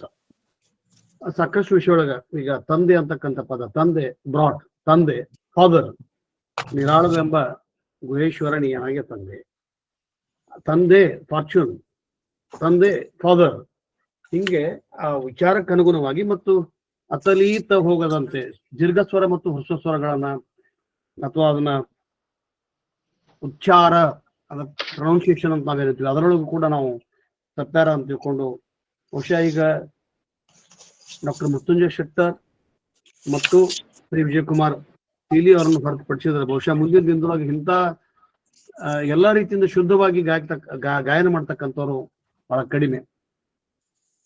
ಮೊನ್ನೆ ಮನ್ಸೂರ್ ಅವರಿಗೆ, ಮಲ್ಲಿಕಾರ್ಜುನ ಮನ್ಸೂರ್ ಅವರು, ಮೃತ್ಯುಂಜಯ ಸ್ವಾಮಿಗಳು ಒಂದು ಕಾರ್ಯಕ್ರಮಕ್ಕೆ ಐತಿ, ನೀವು ಹಾಡ್ರಿ ಇಲ್ಲ ಅಂತಂದಾಗ, ಇಲ್ಲ ನಾನು ದಿಲ್ಲಿಗೆ ಹೋಗೋದು ಬಂದ ಕಾರ್ಯಕ್ರಮ ಪದ್ಮಶ್ರೀ ತಗೊಳಕ್ ಹೊಂಟೀನಿ, ಅದು ಬಂದ್ಮೇಲೆ ನಾ ಹಾಡ್ತೀನಿ ಅಂತಂದ್ರಂತ. ಅವಾಗ ಹೋದ್ರಂತ ಅಲ್ಲಿ ಅವ್ರಿಗೆ ಧ್ವನಿ ಹಾಡಕ ಬರಲಿಲ್ಲ ಅಂತ. ಆಮೇಲೆ ಬಸವನಾಡ್ರಿಗೆ ಹೇಳಿ ಬಸವನಾಡ್ರು ಅನಕ್ರ ಅವ್ರ ಮೂಲಕ ಅವ್ರಿಗೆ ವಚನ ಸಾಹಿತ್ಯವನ್ನು ಹಾಡ್ರಿ ಅಂತ ತಿಳ್ಕೊಂಡು ಮಲ್ಲಿಕಾರ್ಜುನ ಮನ್ಸೂರ್ ಅವರು ಹೇಳಿದ್ರು. ಬಹುಶಃ ಮಲ್ಲಿಕಾರ್ಜುನ ಮನ್ಸೂರ್ ಅವರು ವಚನ ಸಾಹಿತ್ಯವನ್ನ ಅತ್ಯಂತ ಎಲ್ಲ ದಿಕ್ಕಿಗೆ ಪ್ರಸಾರ ಮಾಡ್ತಕ್ಕಂಥ ಶ್ರೇಷ್ಠ ಗಾಯಕರು. ಮತ್ತೆ ಅಷ್ಟಾಲ್ ಅವ್ರು ಹೇಳಿದ್ರು ನಮ್ಗ ಬಹಳ ಜನಕ್ಕೆ, ಅವ್ರು ಮೊದಲಿಗೆ ಸ್ಮೋಕ್ ಮಾಡ್ತಿದ್ರು, ಬೇರೆ ಬೇರೆಗಳ ಹವ್ಯಾಸಗಳಿದ್ವು, ಚಟಗಳಿದ್ವು, ಅವೆಲ್ಲವನ್ನ ಬಿಟ್ರು. ಅಂದ್ರೆ ಅಷ್ಟೊಂದು ಶುದ್ಧತೆಯನ್ನ ಅವರು ಕಾಪಾಡಿಕೊಂಡಿದ್ರು. ಇವತ್ತು ಮಲ್ಲಿಕಾರ್ಜುನ ಮನ್ಸೂರ್ ಅವರ ಪರಂಪರೆಯೊಳಗೆ ವಿಜಯಕುಮಾರ್ ತೇಲಿ ಅವರು ಮತ್ತು ಡಾಕ್ಟರ್ ಮೃತ್ಯುಂಜಯ ಶೆಟ್ಟರ್ ಅದಾರ ಅಂತಕ್ಕಂಥ, ಮತ್ತು ಇವ್ರು ನಮ್ಮ ಜೊತೆಗೆ ಅದಾರ ಅಂತಕ್ಕಂಥದ್ದು. ಅವರು ಸಾಕಷ್ಟು ವಿಷಯಗಳು ಹೇಳಿದ್ರು ಈ ಶತಕಗಳ ಬಗ್ಗೆ ಮತ್ತು ಶತಕ ಸಾಹಿತ್ಯದ ಬಗ್ಗೆ. ಅದು ಮುಂದೂ ಕೂಡ ಅವರಿಗೆ ನಾವು ಆ ಜವಾಬ್ದಾರಿಯನ್ನು ವಹಿಸ್ತೀವಿ. ಫೆಬ್ರವರಿ ಅಥವಾ ಮಾರ್ಚ್ ಅಲ್ಲಿ ಅವರಿಗೆ ಮತ್ತೆ ಕರೆದು ಮಾತಾಡ್ತೀವಿ. ಯಾರಿಗಾದ್ರೂ ತಮ್ಗೆ ಸಂವಾದ, ಯಾಕಂದ್ರೆ ಸಂವಾದ ಯಾವುದೂ ಬಿಟ್ಟಿಲ್ಲ, ಎಲ್ಲವನ್ನ ಎಳೆಯಾಗಿ ಬಿಚ್ಚಿಟ್ಟಿದ್ದಾರೆ. ಯಾರಿಗಾದ್ರೂ ತಮ್ಮ ಅನಿಸಿಕೆ ಅಥವಾ ಪ್ರಶ್ನೆಗಳನ್ನು ಕೇಳೋರಿದ್ರೆ ಹ್ಯಾಂಡ್ ರೈಸ್ ಮಾಡಿ ಮಾತಾಡಿ. ಮೊದಲಿಗೆ ಮೃತ್ಯುಂಜಯ ಶೆಟ್ಟರ್ ಮಾತಾಡ್ಲಿ ಅಂತ. ಸರ್ವರಿಗೂ ಶರಣಾರ್ಥಿಗಳು. ಬಹುಶ್ರುತ ವಿದ್ವತ್ತಿನ ಪರಿಭಾಷೆ ಅಂತಿರುವ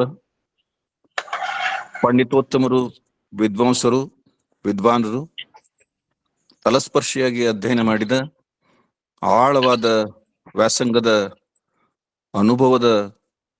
ಅನುಭವದ ಹಿನ್ನೆಲೆಯಲ್ಲಿ ಇವತ್ತು ಪಂಡಿತ್ ವಿಜಯಕುಮಾರ್ ತೇಲಿ ಅವರು ಬಹಳ ಎತ್ತರದ ಗಹನವಾದ ಸಂಗತಿಗಳನ್ನ ಹೇಳಿದ್ದಾರೆ.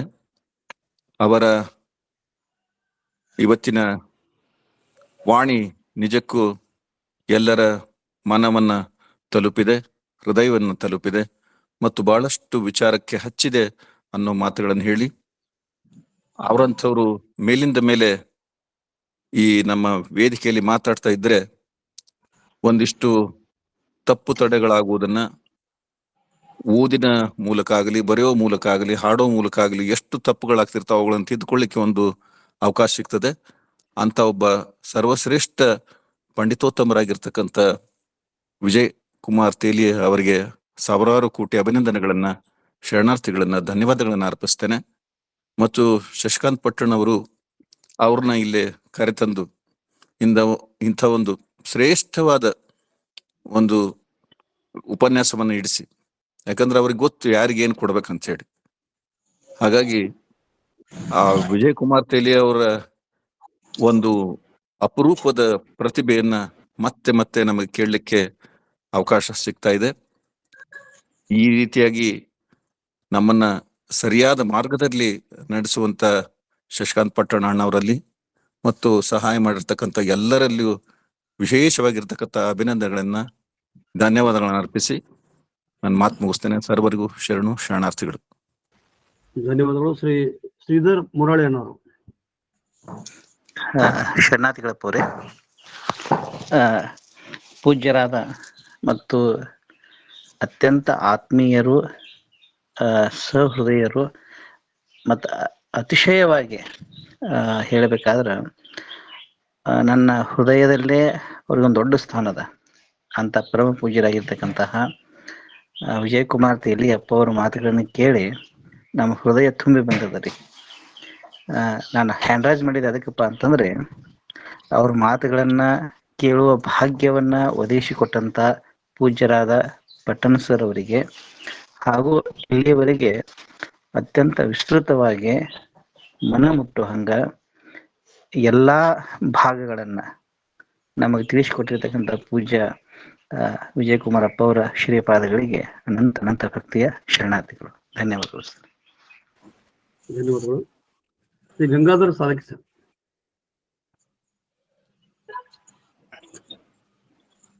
ಸಾಲಕಿ ಸರ್. ಸಿದ್ದಯ್ಯ ಹಿರೇಮಠ್ ಸರ್ ಅವರು ಮಾತಾಡ್ತಾರೆ. ಹಾ, ನಮಸ್ಕಾರ ಸರ್. ಎಲ್ಲರಿಗೂ ಶರಣಾರ್ಥಿಗಳು. ಮಾತಾಡಿ ಸರ್. ಹಾ, ನಮ್ಮ ಗೆಳೆಯರು ವಿಜಯರವರು ತುಂಬಾ ಒಂದು ಎತ್ತರದ ವ್ಯಕ್ತಿ ಅಂತ ಹೇಳ್ಬೋದು. ಅವರ ಈಗ ಹೇಳ್ತಾರೆ, ಸೂರ್ಯ ಮುಟ್ಟದ ಜಾಗ ಎಲ್ಲ ಕವಿ ಮುಟ್ಟದಂತ ಇದು ಸಿಗುದಿಲ್ಲ ಅಂತ ಹೇಳ್ತಾರಲ್ರಿ, ಹಾಗೆ ಕವಿ ಎಲ್ಲಾ ಕಡೆ ಹುಟ್ಟಲ್ಲ, ಹಾಗೆ ಇವರು ಆ ಎಲ್ಲಾ ಗುಣಗಳನ್ನು ಇವರು ಅಳವಡಿಸಿಕೊಂಡು ತಮ್ಮ ಸಂಗೀತ, ನಾಟ್ಯ, ನೃತ್ಯ ಮತ್ತು ಶಿಕ್ಷಣ ಯಾವುದೇ ರಂಗದಲ್ಲಿ ಸಹಿತ ತಮ್ಮ ಪ್ರತಿಭೆಯನ್ನು ಅವರು ಹೆಚ್ಚು ಸಶಕ್ತಗೊಳಿಸಿ ಎಲ್ಲರಿಗೂ ಸಹಿತ ಅವರು ಮೆಚ್ಚುಗೆಯ ವ್ಯಕ್ತಿಯಾಗಿ ಹೊರಹೊಮ್ಮಿದ್ದಾರೆ. ಅದಕ್ಕೆ ನನಗಂತೂ ತುಂಬಾ ಆನಂದವಾಗ್ತಾ ಇದೆ, ಖುಷಿ ಆಗ್ತಾ ಇದೆ. ಇಂಥ ವ್ಯಕ್ತಿಗಳು ನಮ್ಮ ಗೆಳೆಯರಾಗಿದ್ರು ಅನ್ನೋದು ಇನ್ನೂ ಒಂದು ದೊಡ್ಡ ಹೆಮ್ಮೆ ನನಗೆ. ಇಂಥ ಶರಣರು ಈಗಿನ ಕಾಲದಲ್ಲಿ ಸಿಗೋದು ಸಹಿತ ಅಪರೂಪ. ಯಾಕಂದ್ರೆ ಎಲ್ಲಾ ತಮ್ಮ ಸಂಸಾರದ ಎಲ್ಲಾ ತಾಪತ್ರಯಗಳನ್ನು ಬದಿಗಿರಿಸಿ ಇಂಥ ಶರಣ ಸಾಹಿತ್ಯ ಮತ್ತು ವಚನ ಸಾಹಿತ್ಯ ಮತ್ತು ಇನ್ನೂ ಸಂಗೀತ ಸಾಹಿತ್ಯ ಇರ್ಬೋದು, ಯಾವುದೇ ಇರ್ಬೋದು, ಎಲ್ಲದರಲ್ಲಿಯೂ ಸಹಿತ ತಮ್ಮ ಕೊಡುಗೆಯನ್ನ ಕೊಡುತ್ತಾ ಅವರು ತಮ್ಮ ಜೀವನವನ್ನ ಸಾಗಿಸ್ತಾ ಇದ್ದಾರೆ. ಅವರು ನಮಗೆಲ್ಲರೂ ಮಾರ್ಗದರ್ಶಿಗಳು ಅಂತ ಹೇಳಲಿಕ್ಕೆ ನಾನು ತುಂಬಾ ಇಷ್ಟಪಡ್ತೀನಿ ಸರ್. ತಮಗೆಲ್ಲರಿಗೂ ಸಹಿತ ಇದನ್ನ ಕೇಳಿಸಿದ್ದಕ್ಕೆ ತಮಗೂ ಸಹಿತ ತುಂಬ ಹೃದಯದ ಧನ್ಯವಾದಗಳು ಅಂತ ಹೇಳಿ ನಾನು ಮಾತುಗಳನ್ನ ಮುಗಿಸ್ತೀನಿ ಸರ್. ಧನ್ಯವಾದ. ಗಂಗಾಧರ್ ಸಾಲಕಿ ಸರ್.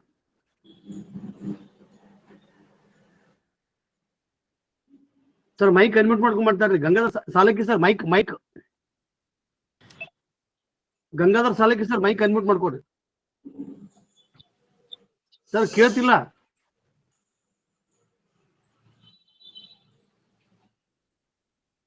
ಸಾಲಕಿ ಸರ್, ನಿಮ್ದು ಮೈಕ್ ಮ್ಯೂಟ್ ಆಗಿಲ್ಲ. ಹಾ, ಮಾತಾಡ್ರಿ.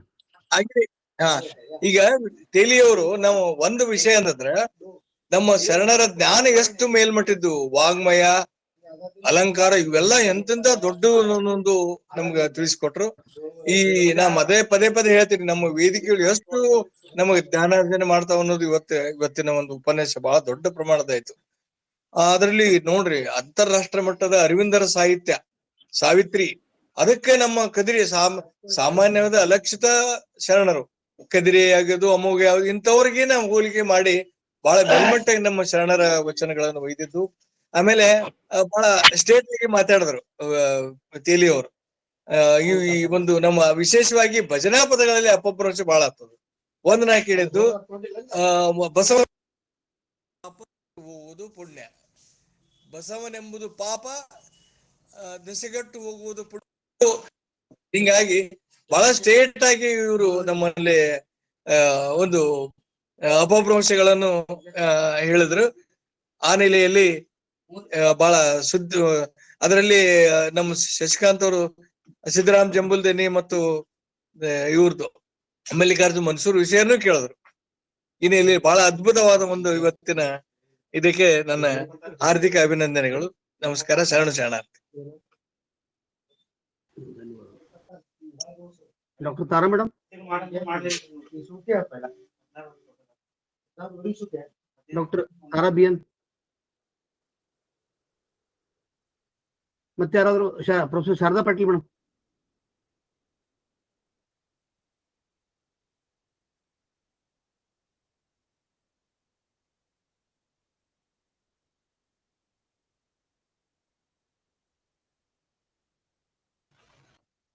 ಒಂದು ಎಲ್ಲರಲ್ಲಿ ಕಳಕಳಿ ವಿನಂತಿ, ಮುಂದಿನ ರವಿವಾರ ಬೆಳಗ್ಗೆ 10 ಗಂಟೆಗೆ BLD ಕ್ಯಾಂಪಸ್ಸಿನ ಡಾಕ್ಟರ್ ಫಗು ಅಳಕಟ್ಟಿ ಸಭಾಭವನದಲ್ಲಿ ಬಸವ ತಿಳುವಳಿಕೆ ಮತ್ತು ಸಂಶೋಧನಾ ಕೇಂದ್ರ ಅಕ್ಕನ ಅರಿವು ಇದರ ಜಿಲ್ಲಾ ಘಟಕ ಉದ್ಘಾಟನೆ ಮತ್ತು ಅಕ್ಕನ ಅರಿವು ತಂಡದ ಹಿರಿಯ ಸದಸ್ಯರ ಕೃತಿಗಳು ಮತ್ತು ಪ್ರೊಫೆಸರ್ SG ಸಿದ್ದರಾಮಯ್ಯ ಅವರ ಕೃತಿಗಳ ಜೊತೆಗೆ ಕೃತಿಗಳ ಬಿಡುಗಡೆ ಇದೆ.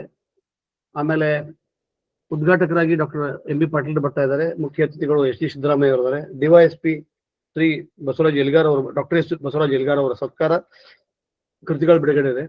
ಡಾಕ್ಟರ್ MM ಪಡಶೆಟ್ಟಿ ಸರ್ ಬರ್ತಾ ಇದ್ದಾರೆ. ತಾವೆಲ್ಲರೂ ಕೂಡ್ಕೊಂಡು ಈ ಕಾರ್ಯಕ್ರಮಕ್ಕೆ ಬರಬೇಕು ಅಂತ ತಿಳ್ಕೊಂಡು ಈ ಸಂದರ್ಭದಲ್ಲಿ ತಮ್ಮೆಲ್ಲರಲ್ಲಿ ಭಕ್ತಿಪೂರ್ವಕವಾಗಿ ವಿನಂತಿ ಮಾಡ್ತಾ ಇದ್ದೀನಿ. ಒಂದು ಇವತ್ತಿನ ವಿಷಯದ ಬಗ್ಗೆ ಹೇಳ್ಬೇಕಂದ್ರೆ ನಿಜಕ್ಕೂ ಕೂಡ ಬಹಳ ಪುನರ್ವಿಮರ್ಶೆ, ರಿವಿಸಿಟ್ ಅಂತ ಅಂತೀವಲ್ಲ, ನಾವು ಹೋಗಿ ನಾವು ವಚನ ಸಾಹಿತ್ಯವನ್ನ ಉಳಿಸ್ತಕ್ಕಂಥ, ಇಲ್ಲಿ ಯಾವುದೇ ಭಾಷೆ ವಿರೋಧತ್ವ ಅಂತ ಆಗ್ಲಿ, ಸಂಸ್ಕೃತವನ್ನ ವಚನ ವಾಂಗ್ಮಯನೂ ಕೂಡ ಸಂಸ್ಕೃತದ ದ್ವೇಷ ಆಗ್ಲಿ ಅಥವಾ ಕನ್ನಡದ ಹೆಗ್ಗಳಿಕೆ ಅಂತಾಗ್ಲಿ, ಚಂದ್ರಶೇಖರ್ ಕಂಬಾರ್ ಅವರು ಕನ್ನಡ ದೇವರಿಗೆ ಕನ್ನಡ ಕಲಿಸಿದ್ರು ಅಂತಕ್ಕಂಥ ಒಂದು ಮಾತು ತಮ್ಮ ಸಾಹಿತ್ಯದ ಕೃತಿಯೊಳಗೆ ಉಲ್ಲೇಖ ಮಾಡಿದ್ರು. ದೇವರಿಗೂ ಕೂಡ ಕನ್ನಡವನ್ನು ಕಲಿಸಿದ್ರು. ಕಾರಣ ಅಲ್ಲಿ ಪೌರೋಹಿತರು ವಚನಗಳನ್ನ ಸಂಸ್ಕೃತ ಮಂತ್ರಗಳನ್ನು ಬಳಸಿದ್ರು, ಅದರ ಪರವಾಗಿ ವಚನಗಳು ಬಂದು ಅಂತಕ್ಕಂಥ ಒಂದು ಮಾತು ಹೇಳ್ಬೇಕಾಗಿತ್ತು. ಹೀಗಾಗಿ ಸಾಕಷ್ಟು ವಿಷಯಗಳನ್ನ ಪರಾಮರ್ಶೆ ಮಾಡಿದ್ದಾರೆ. ಮತ್ತ ನೀರಿಗೆ ನೈದಿಗೆ ಸಿಂಗಾರ, ತಾವರೆ ಕೆಲವರು ಹಂಗ ಹೇಳ್ತಾರ, ತಾವರೆ ಅಂತೇಳಿನೇ ಓದ್ತಾರ. ಅದು ಅದರೊಳಗೆ ಸಾಕಷ್ಟು ಚರ್ಚೆಗಳನ್ನ ಕೂಡ ಮಾಡಿದ್ದಾರೆ. ಮತ್ತ ಬಹಳ ಸಂತೋಷದ ಸಂಗತಿ ಅಂದ್ರೆ ಕೆನೆಯ ಅಂತಕ್ಕಂಥ ಪದವನ್ನು ಬಹಳ ಚಂದ ಹೇಳಿದ್ರು. ಅದನ್ನ ಕೆನೆ ಅಂತಕ್ಕಂಥದ್ದು ಒಂದು ಸಂತೃಪ್ತಿ ಭಾವ ಅಥವಾ ಸಮೃದ್ಧಿ ಭಾವ ಅಥವಾ ನಿಷ್ಪತ್ತಿ ಭಾವ ಅಂತಕ್ಕಂಥದ್ದು, ಎಲ್ಲವನ್ನು ಕೂಡ್ಕೊಳ್ಳುವಂತ ಬಂದಂತ ಅಂತಕ್ಕಂಥದ್ದು. ಮತ್ತೆ ಕನ್ಯೆಯೂ ಕೂಡ ಅದರ ಆ ಕಾಲದ ಒಂದು ಸಾಮಾಜಿಕ ಒಂದು ಅಲಂಕಾರವನ್ನು ಕೂಡ ಕೊಟ್ಟಿದ್ರು ಕೂಡ ಏನ್ ತಪ್ಪಲ್ಲ. ಶರಣರು ಹಿಂಗೆ ಕೊಟ್ಟರು ಅಂತಕ್ಕಂಥದ್ದನ್ನ ಕೇಳುವಂಗಿಲ್ಲ. ಒಟ್ಟಾರೆ ಇವರ ಉಪನ್ಯಾಸ ನಿಜಕ್ಕೂ ಕೂಡ ಒಂದು ಒಳ್ಳೆಯ ಮೌಲಿಕ ಚಿಂತನೆ, ವಿಮರ್ಶೆ, ಅದು ಪುನರ್ವಿಮರ್ಶೆ ಮಾಡ್ತಕ್ಕಂಥ ಅಗತ್ಯ ಇದೆ. ಆ ಮುಂದಿನ ದಿನದೊಳಗೂ ಕೂಡ ಅವರು ಆಯ್ಕೆ ಮಾಡಿಕೊಂಡು ಅವರು ತಮ್ಮ ದಿನಾಂಕವನ್ನು ಕೊಟ್ಟರೆ ನಾವು ಖಂಡಿತ ಮಾಡ್ತೀವಿ. ಮೊದಲಿಗೆ ಅಕ್ಕನ ಅರಿವು ಬಸವಾದಿ ಶರಣರ ಚಿಂತನ ಕೂಟ ಮತ್ತು ಬಸವಾದಿ ಶರಣರ ತಿಳುವಳಿಕೆ ಮತ್ತು ಸಂಶೋಧನಾ ಕೇಂದ್ರದ ವತಿಯಿಂದ ಅವರಿಗೆ ಭಕ್ತಿಪೂರ್ವಕವಾಗಿ ಶರಣಾರ್ಥಿಗಳನ್ನ ಸಲ್ಲಿಸ್ತಾ ಇದ್ದೀನಿ. ಅಂತಾರಾಷ್ಟ್ರೀಯ ಮಟ್ಟದ ಖ್ಯಾತ ಗಾಯಕ ನನ್ನ ಸ್ನೇಹಿತ ಡಾಕ್ಟರ್ ಮುತ್ತುರಾಜ ಶೆಟ್ಟರ್ ಅವರು ಬಹಳಷ್ಟು ಕಾರ್ಯಕ್ರಮ ಬಿಸಿ ಇರ್ತಾರೆ. ಇವತ್ತೆ ಒಂದು ಲಗ್ನಕ್ಕೆ ಮ್ಯಾರೇಜ್ಗೆ ಹೋಗ್ಬೇಕಾಗಿತ್ತು, ಈ ಕಾರ್ಯಕ್ರಮಕ್ಕಾಗಿ ಬಿಟ್ರು. ಅವರು ಬಂದು ವಚನ ಪ್ರಾರ್ಥನೆ ಮಾಡಬೇಕಾಗಿ ಅವರಿಗೂ ಕೂಡ ಭಕ್ತಿಪೂರ್ವಕ ಶರಣಾರ್ಥಿಗಳನ್ನ ನಾನು ಸಲ್ಲಿಸ್ತಾ ಇದ್ದೇನೆ. ಸಂವಾದದೊಳಗೆ ಪಾಲ್ಗೊಂಡಂತ ಶ್ರೀಧರ್ ಮುರಾಳೆ ಅವರು, ಗಂಗಾಧರ್ ಸಾಲಕ್ಕಿ ಅವರು ಮತ್ತು ಸಿದ್ದಯ್ಯ ಹಿರೇಮಠರು, ಇವರೆಲ್ಲರಿಗೂ ಕೂಡ ಅನಂತ ಶರಣಾರ್ಥಿಗಳನ್ನ ಈ ಸಂದರ್ಭದಲ್ಲಿ ಹೇಳ್ತಾ, ಪ್ರತಿ ಶನಿವಾರ ಸಾಯಂಕಾಲ 5 ಗಂಟೆಗೆ, ಪ್ರತಿ ರವಿವಾರ 11:25ಕ್ಕೆ ಇದೇ ಲಿಂಕಿನಿಂದ ಒಂದು ಆರಂಭ. ಇದು ನಿಜಕ್ಕೂ ಇವತ್ತು ಕನ್ನಡ ಪ್ರಾಧ್ಯಾಪಕರು ಇರಬೇಕಾಗಿತ್ತು. ಅಂದ್ರೆ ಕೆಲವು ಜನ ಇದ್ದಾರೆ, ಬಹಳಷ್ಟು ಜನ ಇದ್ರೊಳಗೆ ಕನ್ನಡ ಪ್ರಾಧ್ಯಾಪಕರು ಇದ್ಕೊಂಡು ಇದರ ಉತ್ಪನ್ನಗಳು ಅದನ್ನ ನಾವು ಹೆಂಗೆ ಸುಧಾರಿಸಬಹುದು ಅಂತಕ್ಕಂಥದ್ದು, ನಾನು ಕೇವಲ ಶಾಬ್ದಿಕ ಪರಿಷ್ಕರಣೆ ಮಾಡ್ಬೇಕು ಅಂತ ತಿಳ್ಕೊಂಡಿದ್ರೆ ಇಲ್ಲಿ ಲಯ, ಧ್ವನಿ, ಭಾವ ಎಲ್ಲವನ್ನೂ ಕೂಡ ಪರಿಷ್ಕರಣೆ ಮಾಡ್ತಕ್ಕಂಥ ಅತ್ಯಗತ್ಯ ಇದೆ ಅಂತ ತಿಳ್ಕೊಂಡು ಆಯ್ತು. ಅದಕ್ಕೆ ಇನ್ನು ಕೊನೆಗೆ ವಿದ್ಯಾ ಮಗ್ದುಮ್ ಅವರು ವಚನ ಮಂಗಲ ಮಾಡಲಿದ್ದಾರೆ. ಅವರಿಗೂ ಕೂಡ ಭಕ್ತಿಪೂರ್ವಕ ಶರಣಾರ್ಥಿ. ಮುಂದಿನ ರವಿವಾರ ಬೆಳಿಗ್ಗೆ 10 ಗಂಟೆಗೆ ನಾವೆಲ್ಲರೂ ಕೂಡ್ಕೊಂಡು ಬಸವ ತಿಳುವಳಿಕೆ ಸಂಶೋಧನಾ ಕೇಂದ್ರ ಬರಬೇಕು ಅಂತ ತಿಳ್ಕೊಂಡು ಹೇಳ್ಕೊಂಡು ನನ್ನ ಮಾತಿಗೆ ವಿರಾಮ ಹೇಳ್ತೀನಿ. ಎಲ್ಲರಿಗೂ ಶರಣಾರ್ಥಿ. ವಿದ್ಯಾಮುಗ್ಧ ಶರಣಾರ್ಥಿ. ಹಾಲ ತೊರೆಗೆ ಬೆಲ್ಲದ ಕೆಸರು, ಹಾಲ ತೊರೆಗೆ ಬೆಲ್ಲದ ಕೆಸರು, ಸಕ್ಕರೆಯ ಮಳಲು, ಸಕ್ಕರೆಯ ಮಳಲು, ತವರಾಜದ ನೊರೆ ತೆರೆಯಂತೆ, ತವರಾಜದ ನೊರೆ ತೆರೆಯಂತೆ, ಆದ್ಯರ ಚನವಿರಲು, ಆದ್ಯರ ಚನವಿರಲು, ಬೇರೆ ಭಾವಿಯ ತೋಡಿ ಉಪ್ಪ ನೀರನುಂಬುವರ, ಬೇರೆ ಭಾವಿಯ ತೋಡಿ ಉಪ್ಪ ನೀರನುಂಬುವರ, ವಿಧಿಯಂತಾಯಿತು ಎನ್ನ ಮತಿ, ವಿಧಿಯಂತಾಯಿತು ಎನ್ನ ಮತಿ, ಕೂಡಲ ಸಂಗಮ ದೇವಾ ದೇವಾ, ಕೂಡಲ ಸಂಗಮ ದೇವಾ, ಹಾಲ ತೊರೆಗೆ ಬೆಲ್ಲದ ಕೆಸರು, ಹಾಲ ತೊರೆಗೆ ಬೆಲ್ಲದ ಕೆಸರು, ಸಕ್ಕರೆಯ ಮಳಲು, ಸಕ್ಕರೆಯ ಮಳಲು, ಸಕ್ಕರೆಯ ಮಳಲು, ಸಕ್ಕರೆಯ ಮಳಲು. ಸರ್ವರಿಗೂ ಅನಂತ ಶರಣು ಶರಣಾರ್ಥಿಗಳು. ವಿದ್ಯಾಮುಗ್ಧಮ್ ಅವರು ಅತ್ಯಂತ ಸುಸ್ಥಿರವಾಗಿ ನಿರಂತರ 5 ವರ್ಷಗಳಿಂದ ನಮ್ಮ ವೇದಿಕೆಯೊಳಗೆ ಹಾಡ್ತಾ ಇದ್ದಾರೆ. ಅವ್ರಿಗೂ ಕೂಡ ಅನಂತ ಭಕ್ತಿಪೂರ್ವಕ ಶರಣಾರ್ಥಿಗಳು ಮತ್ತೊಮ್ಮೆ ತಮ್ಮಲ್ಲಿ ವಿನಂತಿಸ್ತೇನೆ. ಮುಂದಿನ ರವಿವಾರ ಶಹಾಪುರ, ಧಾರವಾಡ, ಬಾಗಲಕೋಟೆ, ಬಿಜಾಪುರ, ಬಾದಾಮಿ ಎಲ್ಲ ಬಸವ ಭಕ್ತರು ಬರಬೇಕು ಅಂತ ತಿಳ್ಕೊಂಡು ತಮ್ಮಲ್ಲಿ ಕೇಳ್ಕೊಂಡು ಇವತ್ತಿನ ಕಾರ್ಯಕ್ರಮ ಮುಗಿಯಿತು. ಎಲ್ಲರಿಗೂ ಶರಣ ಶರಣ ಶರಣ ಶರಣಾರ್ಥಿ.